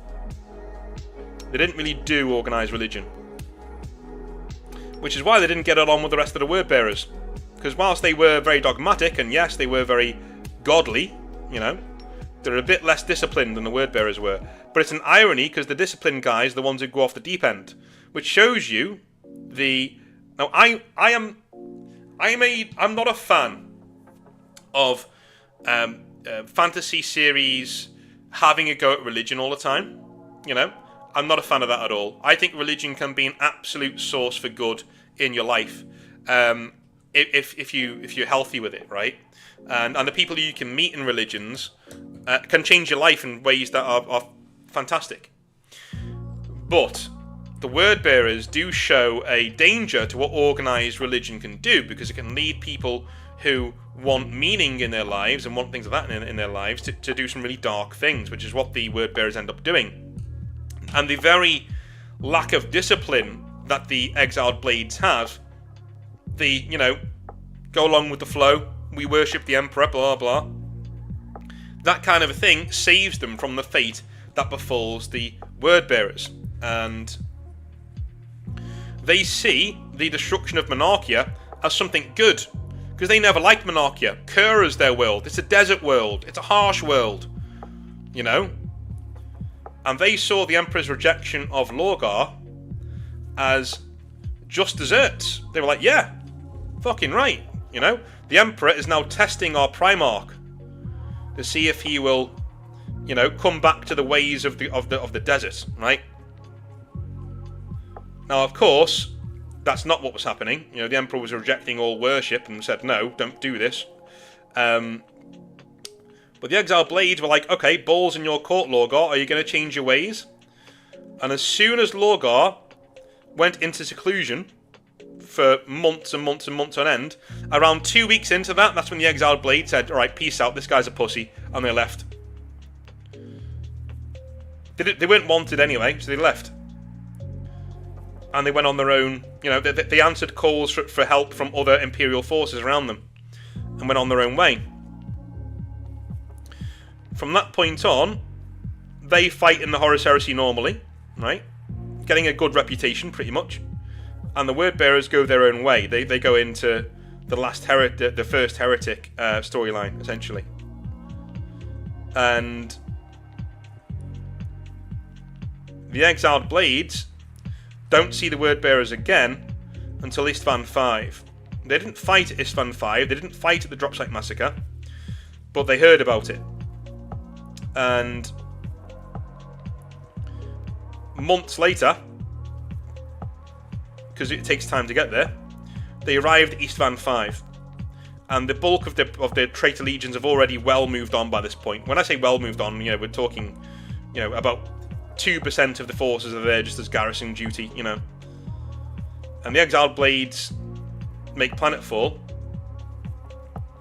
and they find some wounded word bearers who are mutated beyond compare, and it shocks them to their core. So now they know that their legion has gone off the deep end and is now a traitor legion, right?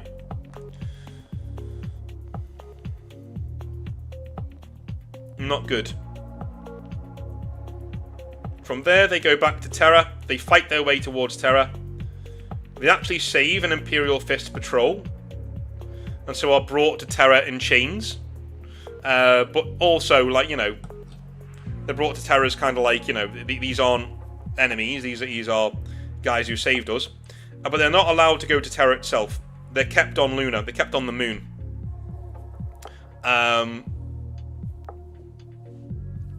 Just make sure that looks all right. Yeah, they're kept on the moon.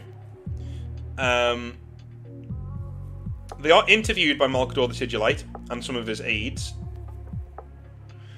but it turns out in the end, he senses nothing in them that's going to corrupt them. He senses, they are telling the truth. They are here for the Emperor. They're loyal, and they don't like their original legion.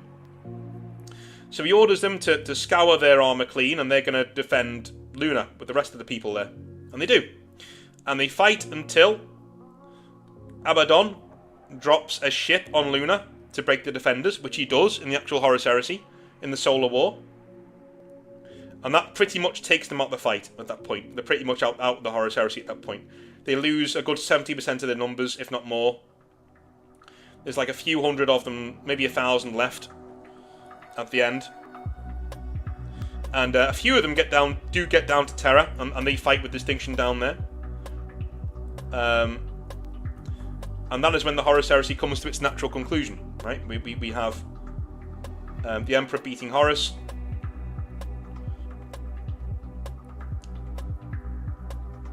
And after the heresy, Dawn makes the plea, or Dawn makes the decision, that even if you turn back towards the Emperor's light, he can't trust traitor Geneseed, he's fucking murdering you. And that is a very Dawn decision to make. For anybody who has a go at me. That is a very Dawn decision to make. He literally would do that. He would be like, no. These guys are not going back in the fold, right? This is a tainted bloodline, we're getting rid of it. To which Gilliman, who has turned up with his full legion, says, no, I think it's better if we make use of these guys. We'll throw them into the ringer. You can go to the Eye of Terror and die there, fighting your former brothers. Which it's music to the ears of the Exiled Blades. They are loving that. So they head off to the Eye of Terror, and that is where they come across the Umbral Coil. That is where they defeat some Wordbearer's remnants there. And they take over that star system. And eventually, over the years, the thousands of years, they become feudal lords of that star system. And that's where we are in modern day 40k. So technically, we've done a rebuild today. We've just done a rebuild of a chapter that doesn't technically exist.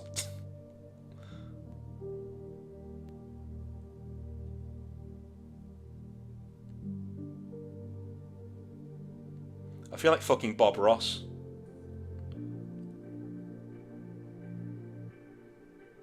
You know, there was a theory about Bob Ross, a very dark one, and that he killed lots of people and he's actually drawing and painting places where he put the bodies.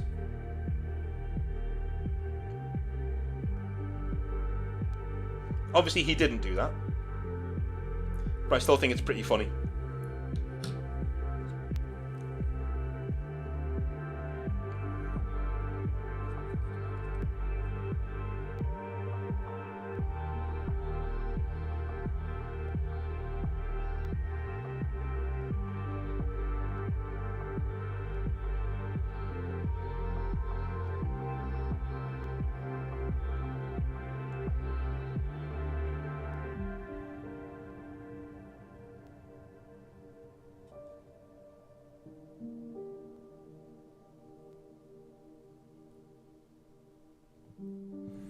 Good one there.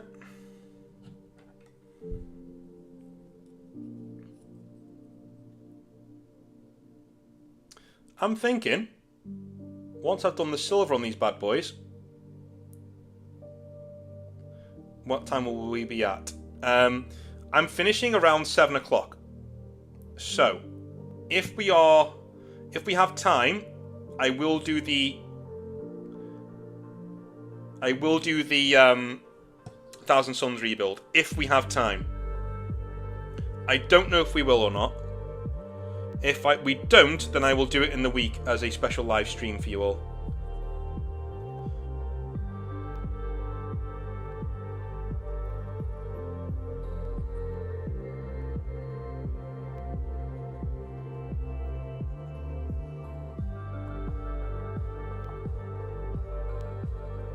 Yeah, so that is the story of the Exiled Blades. Now, you know, it's not...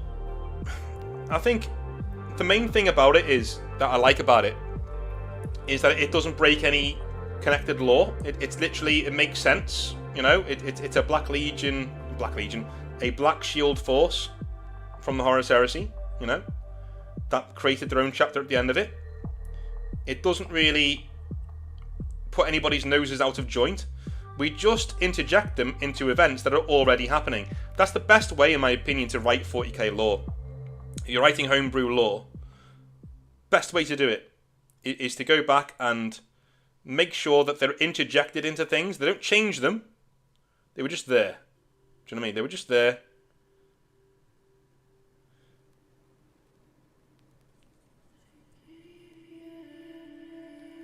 Doing cool stuff. Now, I have somebody who I talk to on the Discord who is a big Word Bearers fan. And when he told me that my idea was good, that's when I knew. That's when I knew we were on to a winner. That's when I knew, okay, this is a good idea, right? You know, doing loyalist Word Bearers is a good idea. Let's go back to the chat for a minute. How's everyone doing?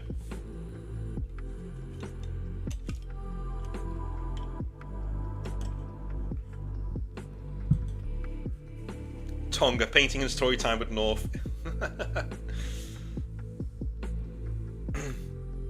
Like pack markings for Space Wolves, indeed, Sam.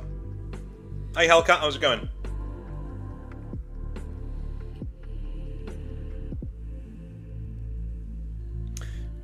Crovenant says, I found my old World Anvil account, and now I have the timelines feature, and now I am absolutely considering detailing out 5,000 years of my chapter's major events. Do it. Do it. Do it and send it to me.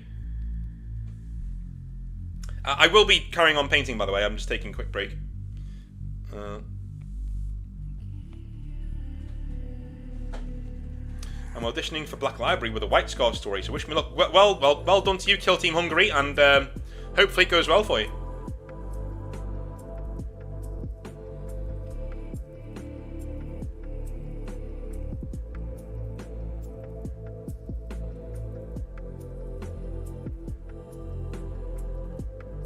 Cromman says, I've been doing the same, been looking up Black Crusades and Tyrannic Wars for my guides to fight and occasionally get massacred in. Yeah, that is another thing. That is another thing you need to be very careful of. You need to be very careful of that. Is make sure you guys aren't winning all the time. This is 40k. This is 40k. They shouldn't be winning all the time. They should be coming up against it. And occasionally getting the shit pushed in. Now, the Exiled Blades lose all the time. In fact, some of the best, shall we say, moments of Exiled Blades lore have occurred not because they've won a siege, but because they've been able to get people out of the siege, right? So there's been like a high value target there that they need to extract. So they hold the siege for as long as that target needs to escape, and then you know the siege fails and everyone dies, right? But they're there to do that. That's their job. They're there to get them out there and to extract them, so they can get out. Yeah. So some of the best defeats victories that the Exiled Blades have had have all been defeats. You know, they've just held out for long enough. You know.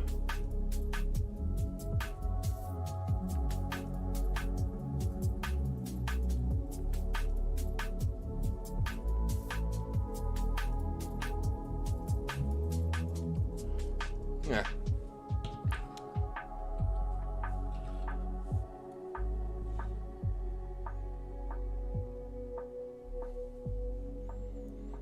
The homeworld of Kerr as well is very, very, very knightly, I will say that. It's not really expanded upon in the Horus Heresy. They don't really tell you much about Kerr. But in my mind, it is very, shall we say, feudal. Very feudal. I mean, even the way monarchy is described is quite feudal.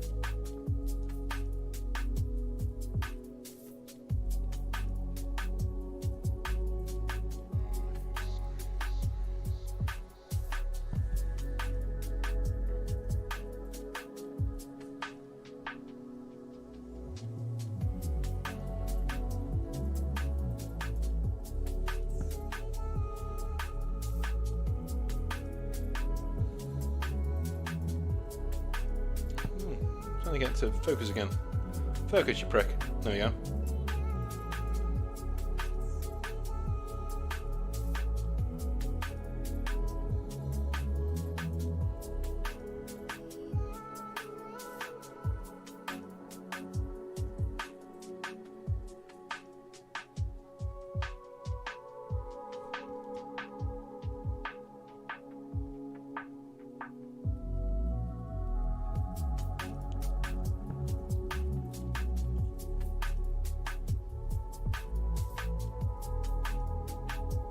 You should definitely use World Anvil to do that, by the way. That sounds like a really good idea. That's an idea I wish I'd have had, but I'm not. Don't want to pay for World Anvil. But maybe I do. I don't know.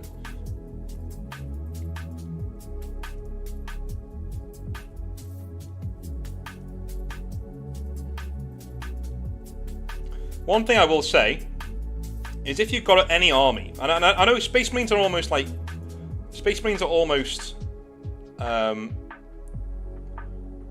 custom built to do this, right?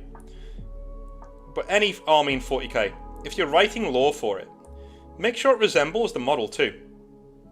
There's nothing better than lore model harmony, you know. So, you know, these guys fight in packs. They're very disorganized. They're very duelist-like, and they're very, very, very stubborn. You know, they fight in sieges and stuff. So they have the silver arm because they take the knightly order, the knightly oaths, and they don't have squad markings. It works, right?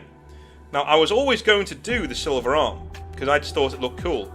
I've always loved the way that Death Watch do it. The Death Watch look amazing with the silver arm, the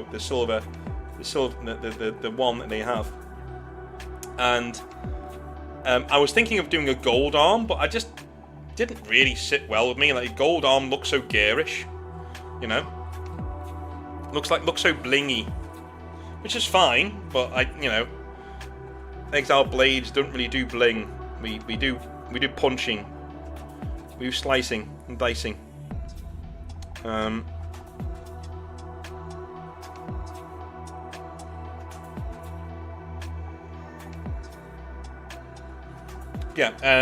Model, lore, harmony is where the sweet spot is. If you can get that down, people are going to think your army is super cool, because it is.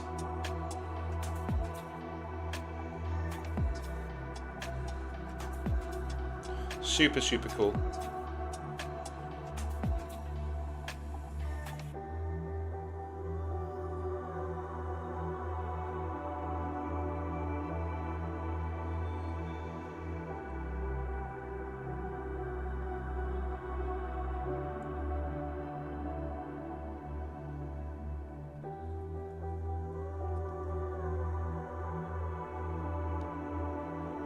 So if you come to the event in June, which I will plug in a minute, you will get to see this army in the flesh. Literally, the army I'm painting right now, you will see it in the flesh.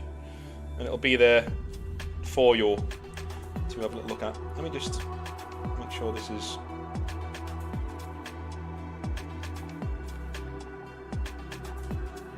There we go. That's better. I don't need to lean across the desk too much.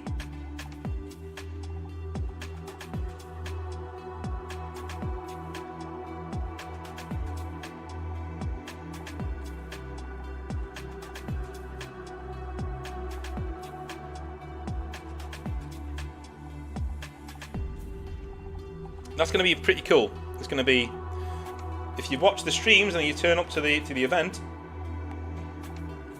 if you're from really far away, you may get to play with this army. Or what I might do is I might give it to, like, if certain, like, if you've got like 3 Americans who turn up, because I know 2 already are turning up. If you get more than that, then I might say, okay, I'll paint 2 armies, and you can all play with them for a round each. So you're all in a team together. All the international dudes. We're in a team together, you know. So our people from the UK get to play all their games because they brought their entire army with them. Obviously, if you're coming from America or somewhere, you can't really take your whole army, right? Well, or you might not want to. Well, you can play with this one. It also means I can have a sneaky pint, but you know.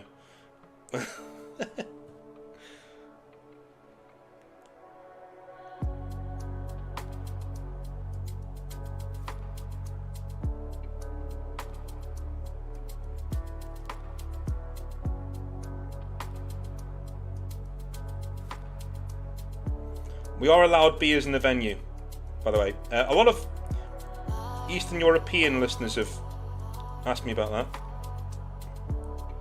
It's all well and good, but can we have beer? Yes, we can. Good, good. It's my impression of a Polish man.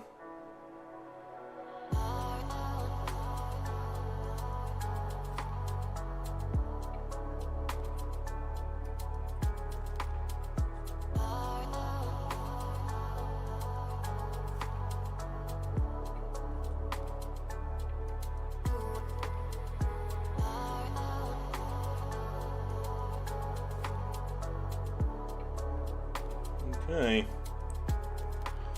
Another one done.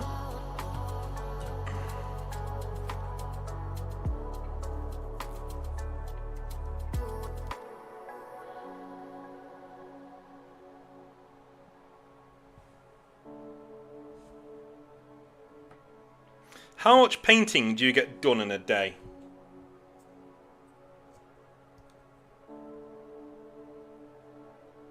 Let me know.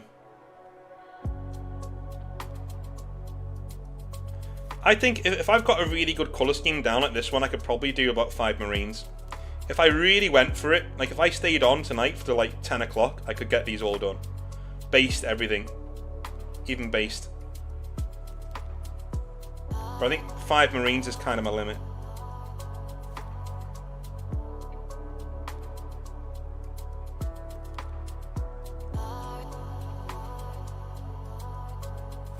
Also, I have a question for chat.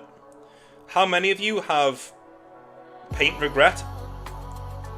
What I mean by that is like you paint a colour scheme and then eventually you just fall out of love with it. And you kind of like, ugh. And how many of you have done that? I think that's a rite of passage that every hobbyist has to go through. Having that moment where you go, oh, actually I'm not that sure about this colour scheme now. It's a horrible feeling. But just know, if you do 2 thin coats, or even 3 thin coats, you can always go back over what you've done. Sometimes you don't even need to take the paint off. Try to, if you can, but sometimes you don't need to. Especially if it's too dark, you know, if you've got like a... I know a lad who did this with Black Templars. He went off Black Templars. So instead of spray painting the models again, he just painted over it with another colour. Ironically, it was the Sons of Horus green that I was talking about at the start of the stream, and it looked really good. Come here.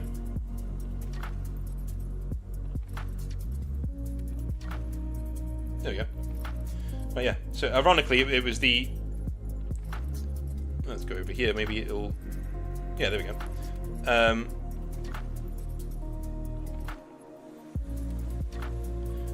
Point is, don't stress too much.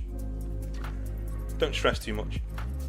I will be honest, when I first started working Games Workshop, my main fear was not really that I was going to fail at my training or that I was going to be bad with customers. My main fear was that people were going to laugh at my painting, because I wasn't really very good. Like in university, I had a few really bad experiences. I didn't really have the time to do Warhammer because I was just working my ass off. All of my friends were either in degrees that they were finding really easy because they were really smart, or they were just preternaturally really good at what they were doing. I had to really work at not being a historian, but being academic. I was never really, you know, my lecturers would tell me that all the time. They said, you know, you will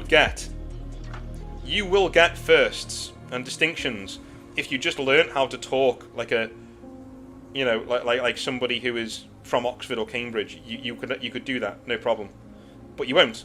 So you will always get 2 1s. 2 1's a good mark, don't get me wrong. It's like an A or a really high B. But it's not, you know, the distinction. But at the end of the day, I said to one of my lecturers, I said, look, I'm on for a 2-1. I know if I did that, I could get a first, but I'd rather fail with my own voice, talking as me, than succeed putting on airs and being something that I'm not. You know what I mean? Like it just didn't really do it for me. I didn't want to do that. So I made the choice. I stuck to it. Anyway, my friends could devote a whole load of time to models that I couldn't. Right? They were devoting a load of time to Warhammer and getting better at it and things, and I just couldn't. It's just not something I didn't have the time. And also, I did a really stupid thing in that I chose white as my original colour for my original Space Marines, and it went as bad as well as you'd think. Not very well at all, a bit being the operative word. So I always felt really low on my own models and my own painting skills. I never thought I was very good at it. But one thing I will say about that manager who I had, who was a resounding piece of shit, like an absolute weapon. But I will say, he absolutely taught me a few really cool techniques to do with painting, and he did bolster my confidence when it came to painting and getting things right.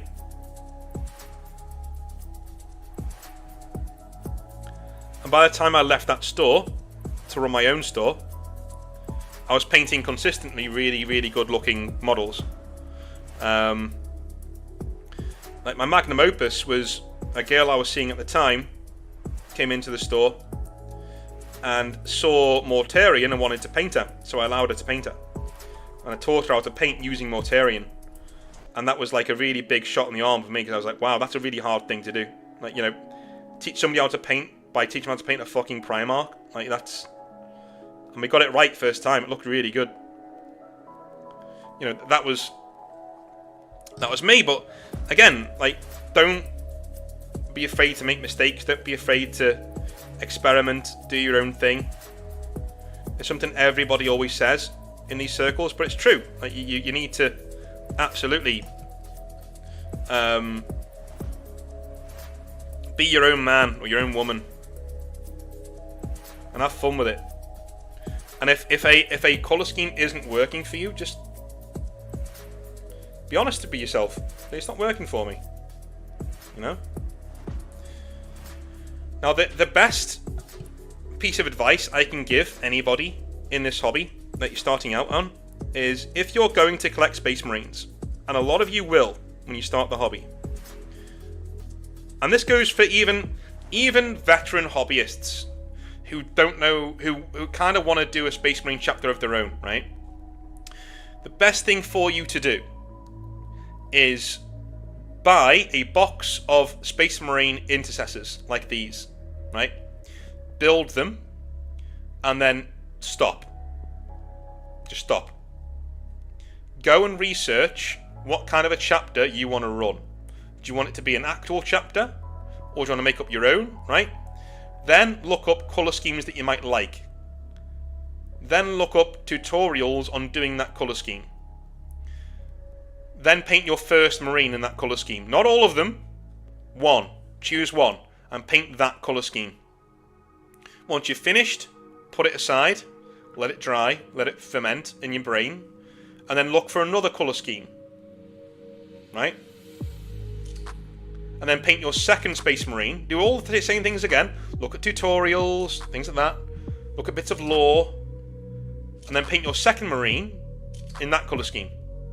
And so on and so on and so forth, until you've got 10 different Marines. That is your box set for you to look at in 5 to 10 years and say, this is where I started, right?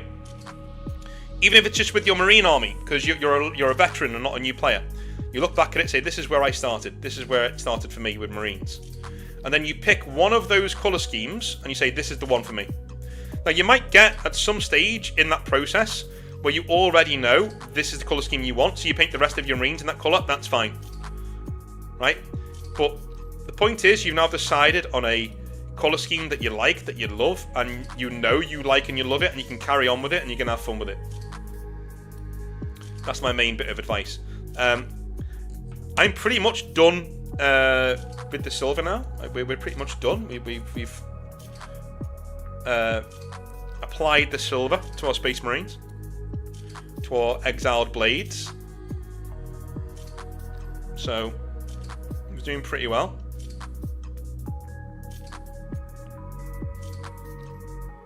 Happy days.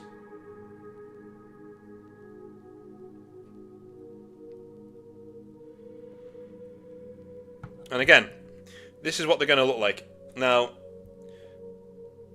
just so you know,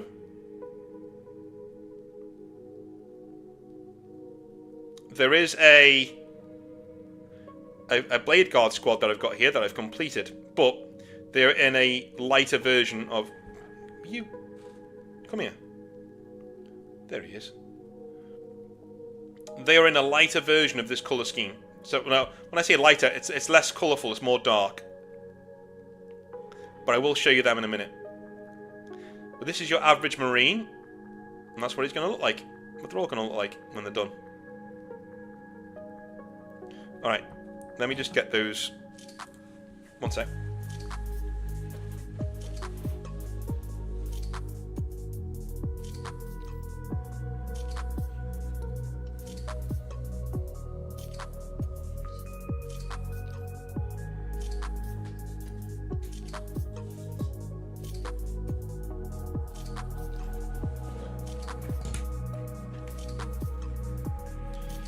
Alright, so these are not done because their base, as you can see, their base colour is a bit different to our main man over here. So you can see over here, the base colour is a bit different. So they're a bit darker, not as colourful, right?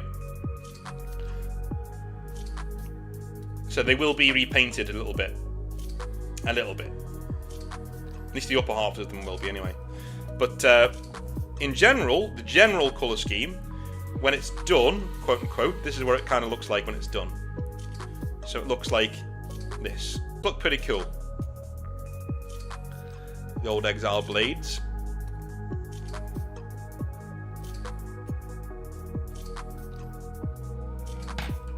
We have a Terminator here as well.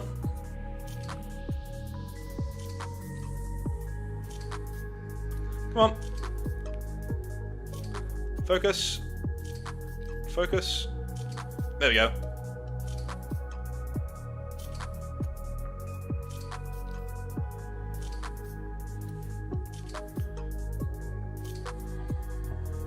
So yeah, he will be more blue than dark.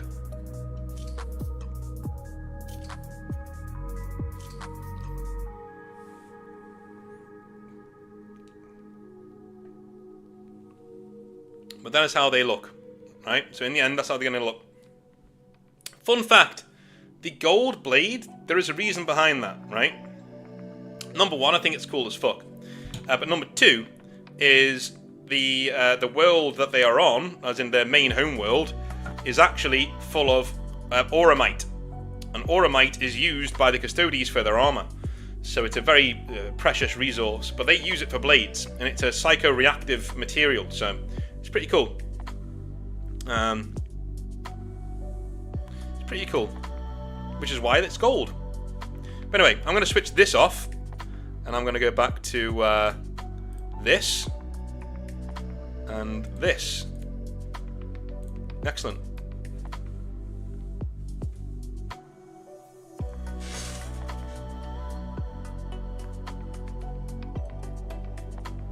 Yeah, JDS, I answered that question before, man. Were you not here?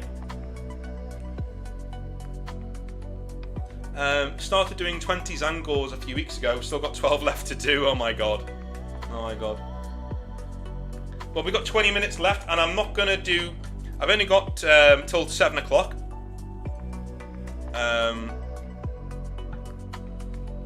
So, you know.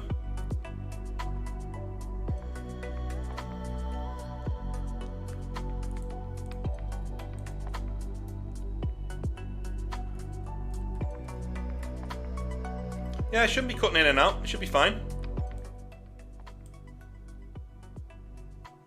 Yeah, I've dropped no frames, so it shouldn't be cutting in and out. You should be okay. Yeah, I've got 20 minutes left, so I'm not going to do Thousand Suns today because they deserve more than 20 minutes of my time. Let's be honest, right? So I will do it in the week.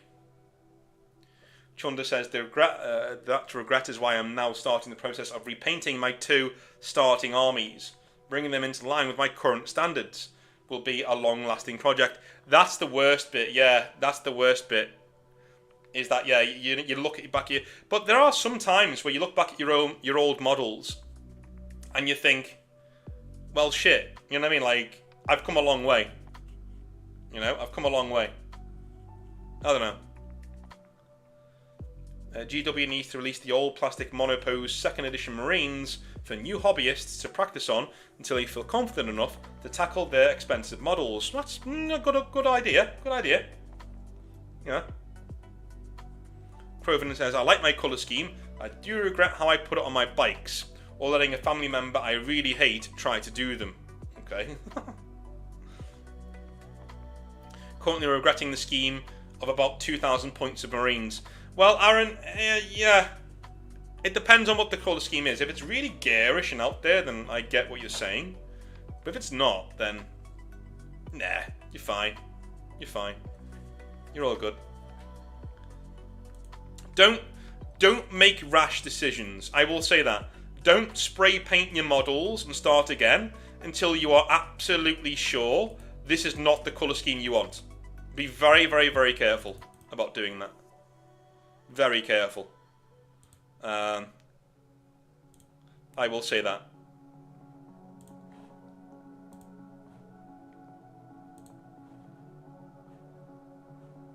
I will say that.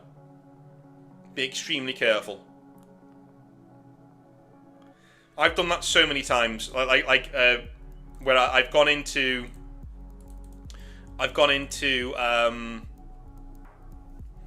you know, an army. I've liked the colour scheme. I've had second thoughts, and then all of a sudden I spray paint them, do them again, and it just doesn't work, and I'm so regretful because then I start thinking I actually kind of like the old colour scheme now. You know, you always want what you can't have, sort of a thing. Be very careful, man.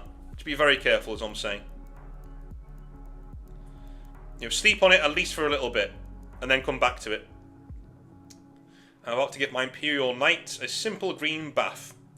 A popular cleaner that's good for removing paint, and repaint them as the power armor in Legend of the Galactic Heroes Imperial Power Armor. That's cool. That's cool. That's cool. Again, be very careful with, you know, starting again. I will say that. Be very, very, very, very, very careful. Absolutely. So I'm thinking in the week we will do another stream where we're going to be doing a painting session, and we're also going to be doing the Thousand Suns. So if you missed it, you're upset because you missed it, don't worry, we'll be doing it next time. We will be doing it next time.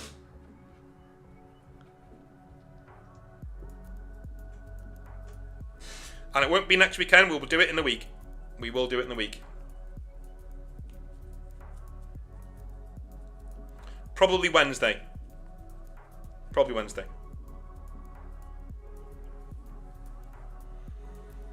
It's purple and gold, but all GW colours, and since I have had the better results with Vallejo, so not a drastic change, but a tone difference that is visible. Well, that's alright then, Aaron. Yeah, paint over it. I'd say be very careful. Be very light in your touches, but yeah, paint over it. What sort of Thousand Suns content? We are going to be rebuilding the Thousand Suns from the ground up in the Exileverse. Is what we're going to be doing. From the ground up. Rebuild them. Start to finish. Now, as I said, it will be a lot simpler to do the Thousand Suns and models, and not models, and factions like it, because we've already know where their story ends. Because in other parts of the Exileverse, Magnus turns up, right? So, can anyone remember what we did with Magnus? Because I can't remember.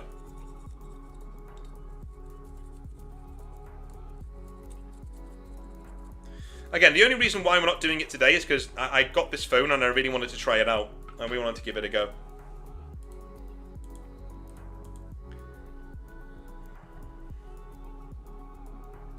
I don't think we killed Magnus, did we?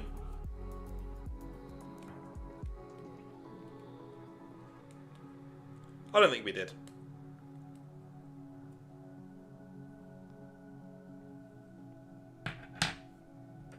Kind of hoping we didn't. Or it'll be a short stream.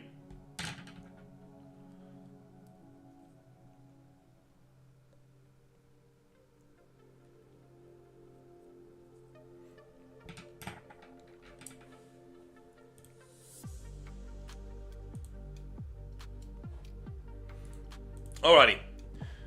Well, I'm going to call it there. Thank you very, very, very much for watching. I will speak to you in the week where we're going to be doing our rebuild with some painting. So instead of doing a recording, we'll do some painting. And yeah, have a wonderful rest of your evening. I'll see you then. Have a good one. Bye now.